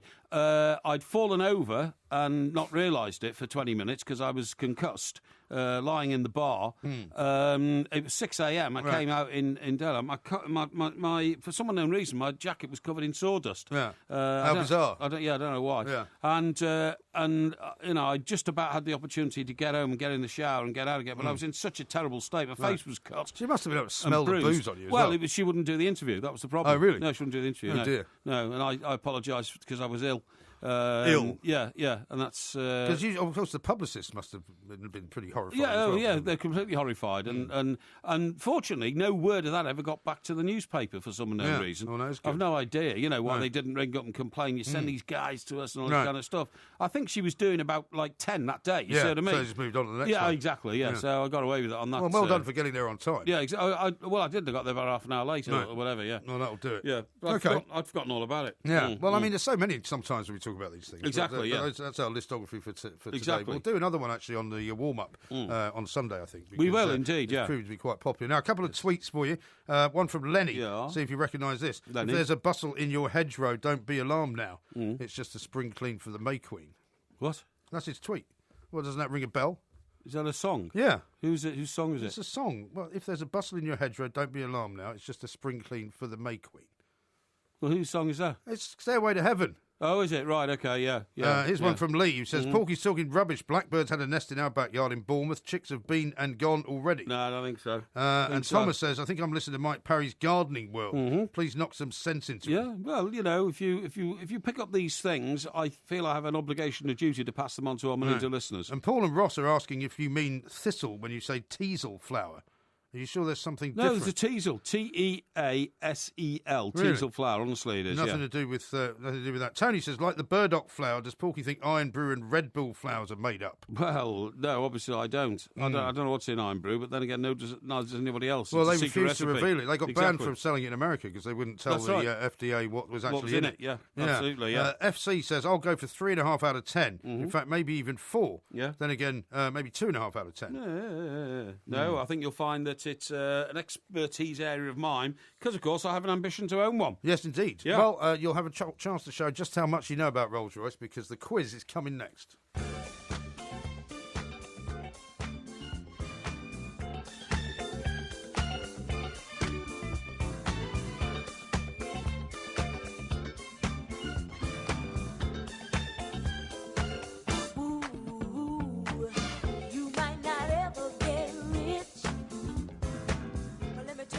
I should tell you that Porky is doing what can only be described as an Alan Pardew-style dance to this, which is quite frightening. Yeah. You like that bit of music, then? It's quite clever for Rolls-Royce, isn't it? That's Rolls-Royce, isn't it? Yes, absolutely, yeah. Well done at the car wash, yeah. And, of course, it's about cars, so it sort of fits, doesn't it? Yes, it definitely does. Now, Rolls-Royce is the quiz subject. This is the Porky Quiz. If you get one correct, you will hear this sound. Rolls-Royce Phantom tanks. Ooh. And if you get one incorrect, you will hear this sound. Now shut up and drive. Oh, that's good too. Yeah. Right, are you ready for question number 1? Yeah. How many Rolls-Royces were sold in 2013? 2013. I'll give you 5% either way on this one. Okay, 2013 Rolls-Royce. Around the world we're talking about here. Around the obviously. world, yes. Around the world. Let me see. We're talking about 2013. We are.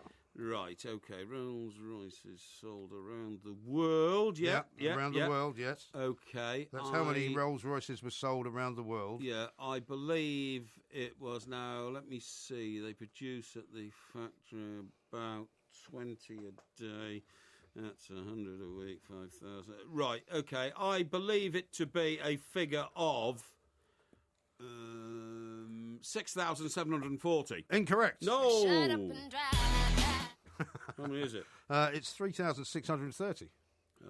So I'm afraid that's a bit outside of 5% No, margin of error. yeah, but You nearly doubled it. I calculated for future orders, Well, which I think counts. No, it doesn't. I think they do. Well, you asked how many. You were talking about how many cars sold. Anyway, number 2. Okay. The company was founded in 1906 by 2 men. Yes. What were their names? Rolls-Royce. What? Mr. Rolls and Mr. Royce. I need their full names, please. It was... That's a bit too easy, that, isn't it? It was...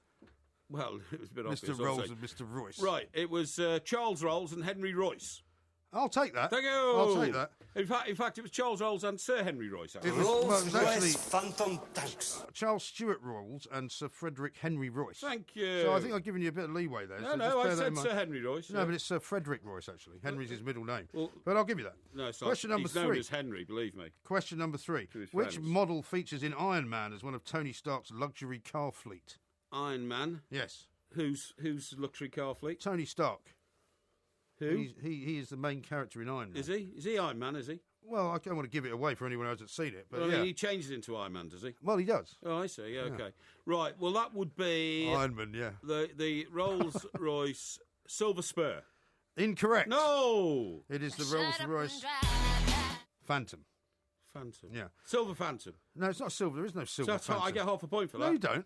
It's not a silver Phantom. It's just the Phantom. Question number 4. Right. What size is the engine in a 2016 Ghost, which is considered the entry-level small Rolls-Royce? Ooh, entry-level small, the Ghost. You want the size of the engine? I want the size of the engine. Right, okay. The size of the engine in a Phantom that you've just talked about is... and I'm thinking aloud here, is 6.1 litres. Now, this is the smaller version, and I happen to know that a special engine was commissioned and built through BMW, the owners, and that would be the size of 4.6 litres. Incorrect. No! Shut up and drive. No. It's 6.6 litre V12 twin turbo. You said it was smaller. You gave me a clue. Well, it is small. It's the smallest Rolls-Royce you can get. Well, that's not a small engine. Well, it's not a small... It's not. I didn't say it was a small engine. I said it was a small car. You idiot. Question number 5. Where did Rolls-Royce of America build their first manufacturing plant in the 1920s? Rolls-Royce of America? Yes. First manufacturing plant? Yes. In the 1920s? Yes. That would, of course, have been Detroit. Incorrect. No! No! All the car companies went to Detroit. Well, theirs was in Springfield, Massachusetts, I'm afraid. I've been to that. I've been to Springfield, Have Massachusetts. you? Yeah. Did you not know there was a Rolls-Royce factory there? No, I didn't know. Yeah, it was a bit incorrect of you. Question number 6. 1 out of 5 so far. This is not good. The Leavesden Aerodrome was the site where Rolls-Royce manufactured helicopter engines until 1993. Right. What is it used for now? Sorry, what's this called? The Leavesden Aerodrome. Leavesden? Leavesden. Where is it? Where is it? I can't tell you where it is. Why not? Because it's not in the question. The Leavesden Aerodrome was used to produce... I can tell you it's in the UK. I worked that out. Was the site where Rolls-Royce manufactured helicopter engines until 1993. Right. What is it used for now? Used for now? Leavesden Aerodrome. That's it. I believe that aerodrome, right, is the current location for the filming of Top Gear. That's not quite right.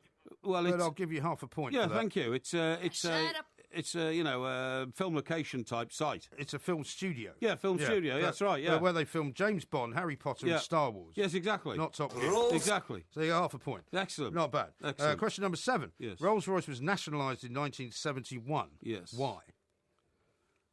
Because... It's quite a specific answer I'm looking for. Okay. Because investment in a new jet engine, the RB211, bankrupted the company and had to be bailed out by the government to survive because there were security implications. Correct. Thank you. Rolls-Royce Phantom tanks. Although it is known as the RB211. Yes, exactly. Not yes. 211. Well, it's the same numbers. Well, it's not the same. Yes. Question number 8. Yes. What is the starting price for a Phantom Drophead Coupe in sterling? Phantom Drophead Coupe. In sterling? In sterling. In sterling, Phantom Drophead Coupe. I say that is... I'll give you another 5% okay. in or out. £263,000. Incorrect. No! Shut up and drive. What is it? 367,632. Yes, it is. Can't be. Yes, it is. I must have a lot of extras on it. No, that's the basic price. Whoa, that's a bit expensive. You know, Rolls-Royces have got very expensive over the years. Yeah. Right, question number 9. Right. Can you name 2 stars of the 1964 comedy The Yellow Rolls-Royce? The Yellow Rolls-Royce. Very famous film. Yellow Rolls-Royce. Now, hang on, sorry, what? It's a very famous film. Can I name 2 stars? 2 stars, How many stars were there? Oh, there were lots of stars. Right, okay. And what was it about? It was about a yellow Rolls-Royce. I know it was that, you idiot. Well, what, were they driving across America or something, were they? Well, I can't tell you what the plot was. Well, I need to know, because then I can get my head into gear. No, it was called the Yellow Rolls-Royce. It was made in 1964. I have no other information. Made in 1964? I had no other information. Right, okay. Well, I'm thinking aloud now. Yeah. Thinking aloud. So I'm thinking Jack Lemmon. Was it an American film or an English film? I can't tell you. Right, I'm thinking of Jack Lemmon. I'm thinking of Dick Van Dyke. No, he was in Chitty Chitty Bang Bang, so probably not. So I would say Jack Lemmon. Let me think. Who else could have been in it? Comedy actors. Peter Sellers, maybe. Could have been Peter Sellers. He was still alive. I saw him on his deathbed, of course, in the Middlesex Hospital. He wouldn't have been in it if he was dead, would he? No, he wouldn't, no. Let me think. The Yellow Rolls-Royce. Yellow Rolls, I'm trying to think. You haven't seen it, have you? Were the women in it? Were the women in this? There were women in it, yes. Right, okay, yeah, so... Not 1864 they made it. No. Yellow Rolls-Royce. Oh, okay.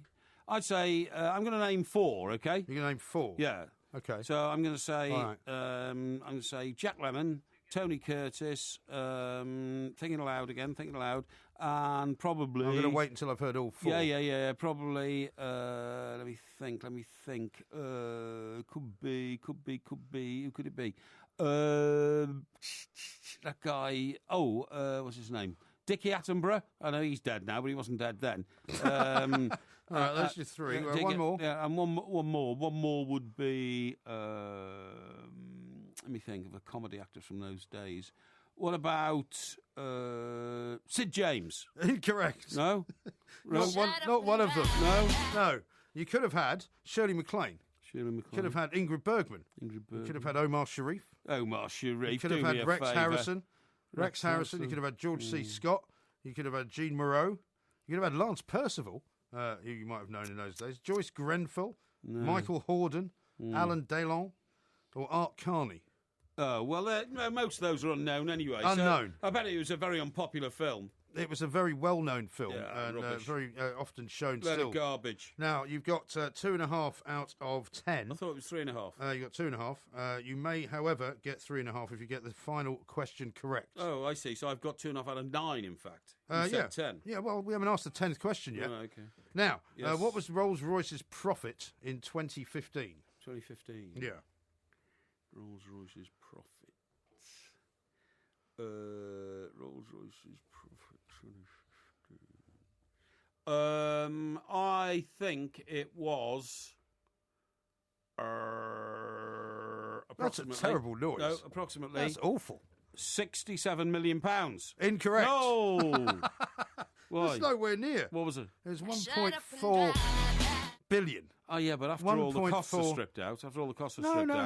That was the profit. Well, I think what You have the revenue over here, Yeah. and then you have the profit over there. I think the figure I gave you was the return to shareholders figure, That's not the question I asked you. which is generally No, it's not. regarded as No. profit. I think it was. All right, well, do you know what the dividend per share was? Dividend per Per share? share in that year, yeah. 13p. Incorrect. No, it was. It was 7. No, it was 14 the year before.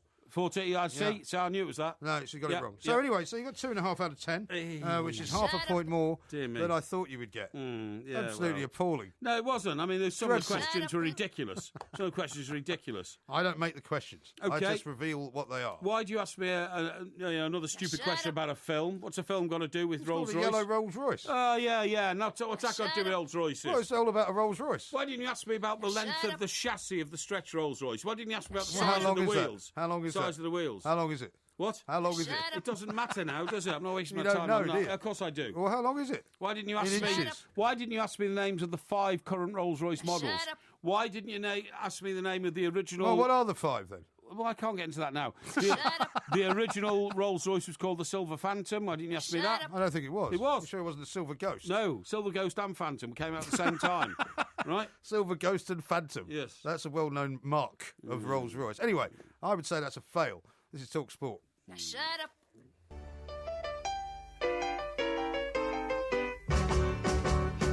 Bonnie and Clyde were pretty-looking people, but I can tell you people they were the devil's children.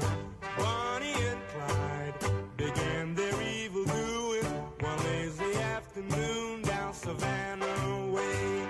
They robbed a store and Now, there's a song I haven't heard for a long time, but I still know the words, funnily enough. Yes, so do I. You know?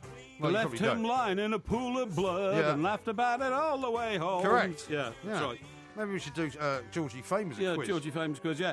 Do you know, he just disappeared off the scene in about 1967, and that was it. Yeah, did he not do stuff in the 70s? I'm sure I saw him. No. I used to see him on various shows. No. Was he not like a permanent fixture on some talk show where he used to play the piano? No, I don't think so. Are you sure? What I remember is he came out with that song, right, which was the theme music to Bonnie and Clyde. Yeah. Then he also... he did a band with Alan Price, wasn't he? Well, I was going to say, he and Alan Price did together, but they had separate bands. Yeah. Georgie Fame did a song, say, well, in the evening, about 8:30 to see my baby. I remember that one. And I know I just can't wait. And then Alan Price was doing things like, Well, he came out of the Animals, didn't he? he came out of the Animals, House of the Rising Sun and all that, and started singing things like...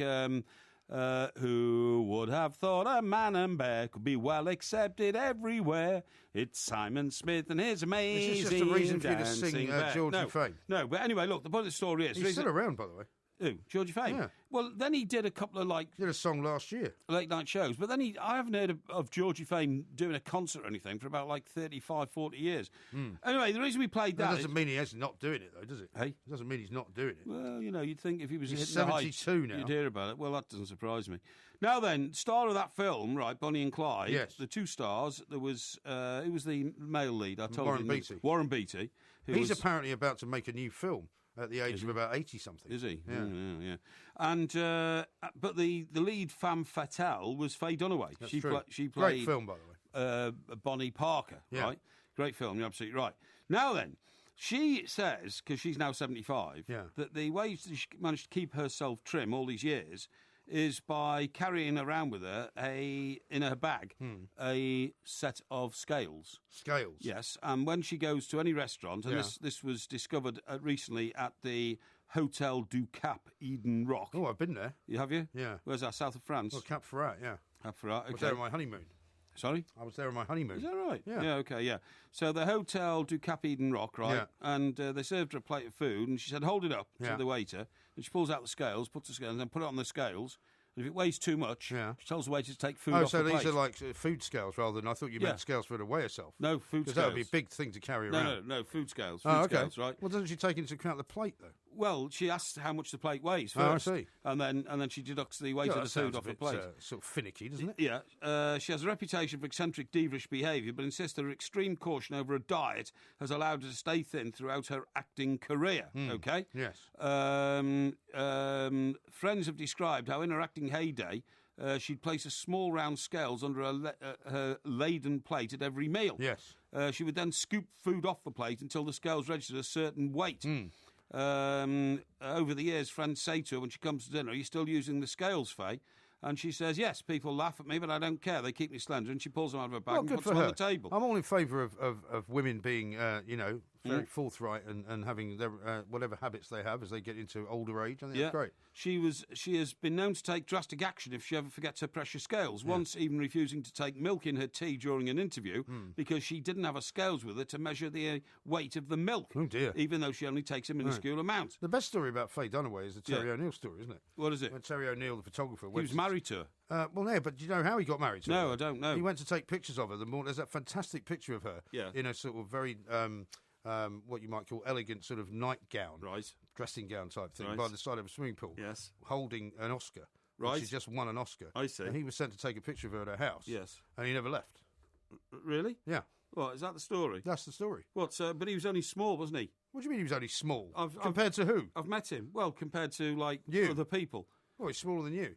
Yeah, he's smaller than me, yeah. Sure. Yeah, what's his name again? Terry O'Neill. Terry O'Neill, that's right, yeah. Very famous photographer. Oh, very, very famous. And she completely fell for him. And he was English, and it was during that time when it was on the spot? Early 70s, yes. And who was she married to at the time? I'm not sure. I don't think she was actually married. I think she was in between relationships. I see, yeah. But they basically seduced each other. Right. And he stayed there for days. Wow. And then ended up, having a relationship. In those days, you see, he would have had trouble getting his pictures out because it wasn't digital. He'd have to have somebody to come and get the films. Yeah, but I don't think he was taking it for a paper. I think he was taking it for a magazine. Yeah, I see. Devon somebody like Time, or it was somebody... Now, there's something else interesting I found out about... I can't believe you didn't know that story. No, well, I may have done. Somebody may have told me over the years. Yeah. Now, there's something else here, right? And this was because I was studying my journals and came across this. No. And that is that on one occasion, she threw an absolute fit when she checked into a Los Angeles hotel. Yeah. And the staff showed her a selection of rooms, so they don't just allocate people like this a room. They send somebody around with you, a selection of rooms. You pick the best one. Right. And she was absolutely appalled when they showed her a room which had fittings for a disabled guest. Uh-huh. So she said to them, "Do I look handicapped to you?" And they said no, and she said, "How dare you, invite me into this room, the implications of it and all this kind of stuff, Right. And had a huge row, never used the hotel again. Now, do you think that was unfair of her to do that? Well, I think if you're a Hollywood superstar, which she is, you can pretty much get away with anything you like. I'm not in favour of people being treated badly. Yeah. But, it's not really an issue for me, I wouldn't have thought. Well, if you're given a room you don't... I mean, I was once given a room with somebody in it. I've had down that in Cardiff. experience. I've had that experience. Which I think is a bit more upsetting than worrying about what the actual, facilities are like. Yeah, I was once given a room in a hotel in Liverpool, and it was for a disabled person. Yeah. And they didn't tell me. I don't think it matters, to be honest. It does, and I'll tell you why in a second. Oh, okay. It does. All right. This is Talk Sport. We got a little bit more coming up.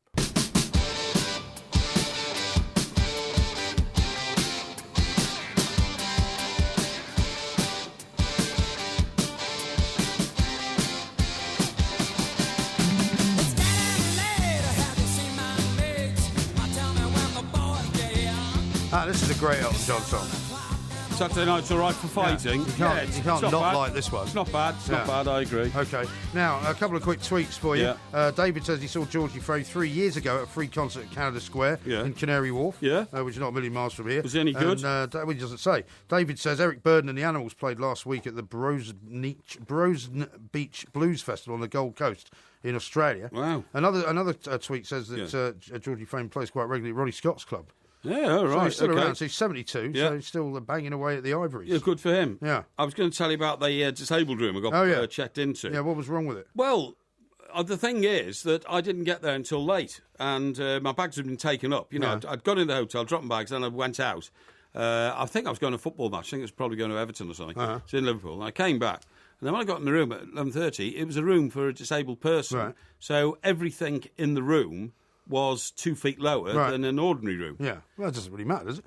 It was ridiculous. Including the sink in the bathroom, and the shower in the bathroom was a square shower with curtains designed for a wheelchair to go in, and you clamp it in. Well, that doesn't matter, does it? No, because I couldn't stand in it. Why not? Because there were clamps and things on the floor and all this kind of stuff. Good, you just sat down in that shower. Well, it was ludicrous, and all the all the facilities in the room. Yeah, but imagine it's the other way around. If you're a disabled person, you go into a room and it doesn't have that. Then that's no good either. No, I totally agree. But why should I have to bend down to switch the television on and all this kind of stuff? Well, maybe that was the only room they had left. Well, no. The point is, it was ridiculous. So I rang down. I said, "Excuse me." I said, "Are all your rooms now equipped? You know, I mean, obviously we want to help disabled people. Are they all?" And they said, "No, sir. Why?" I said, "Well, will you send somebody up, please? Look at this room." And they said, "Oh, yeah, this is a disabled room."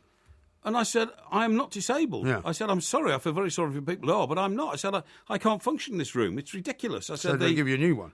Well, I had a big row about it all, and I said, "Well, if you don't change the room, I'm checking out." And what did they say? Who do you think you are, Faye Dunaway? No, they didn't say that at all. So eventually, I got a room. However, I have to say that subsequent to that, I got a very nice letter from the manager saying it was a terrible mistake. We're awfully sorry to inconvenience you, because it was an inconvenience, you know.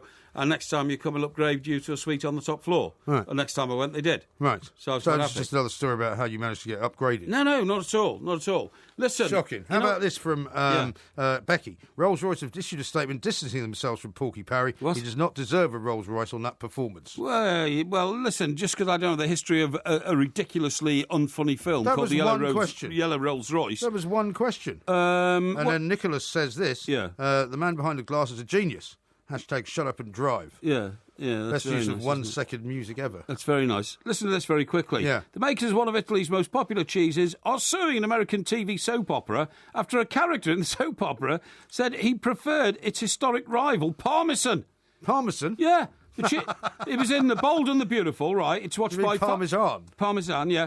It was The Bold and the Beautiful, a drama watched by 300 to 500 million people a day in 100 countries, right? Yeah. And the guy was cooking with Grana Padano. But the lead character said... Not much difference, really. The lead character said, "No, I don't want that. Get me some Parmesan." So the people now who make Grana Padano are suing. What a mouthful. Yeah, absolutely. As you say. Yeah, do you know what the difference is between the two? Because there isn't really much difference, to be honest. Parmesan's slightly more expensive. Right. But otherwise you wouldn't worry. Is that all? I will see you on Sunday morning. Hopefully you won't be late. No, I won't be late. We'll be doing the warm-up from 11 o'clock. Don't forget to come back tomorrow for another sparkling, as fizzy as a bottle of champagne, podcast from the two mics. It's dreadful. I mean, it's like an infestation, isn't it? And why are they protected? Why are bats protected? Bats are vile, they're protected in this looking. Country. No, they're protected in this country as well. I know, but they're vile, filthy creatures. Why do we protect them? They are. Why not set fire to them all? That would get rid of them. Well, it would. You'll have the animal protection people banging down the doors. Well, no, but there must be a lot of Australians who think, it's a bit of an unjust world. About 1/3 of the country every summer gets, wiped out by fires, bushfires. Why not start one where the bats are? And then, that would solve the problem. But anyway, I'm being trite.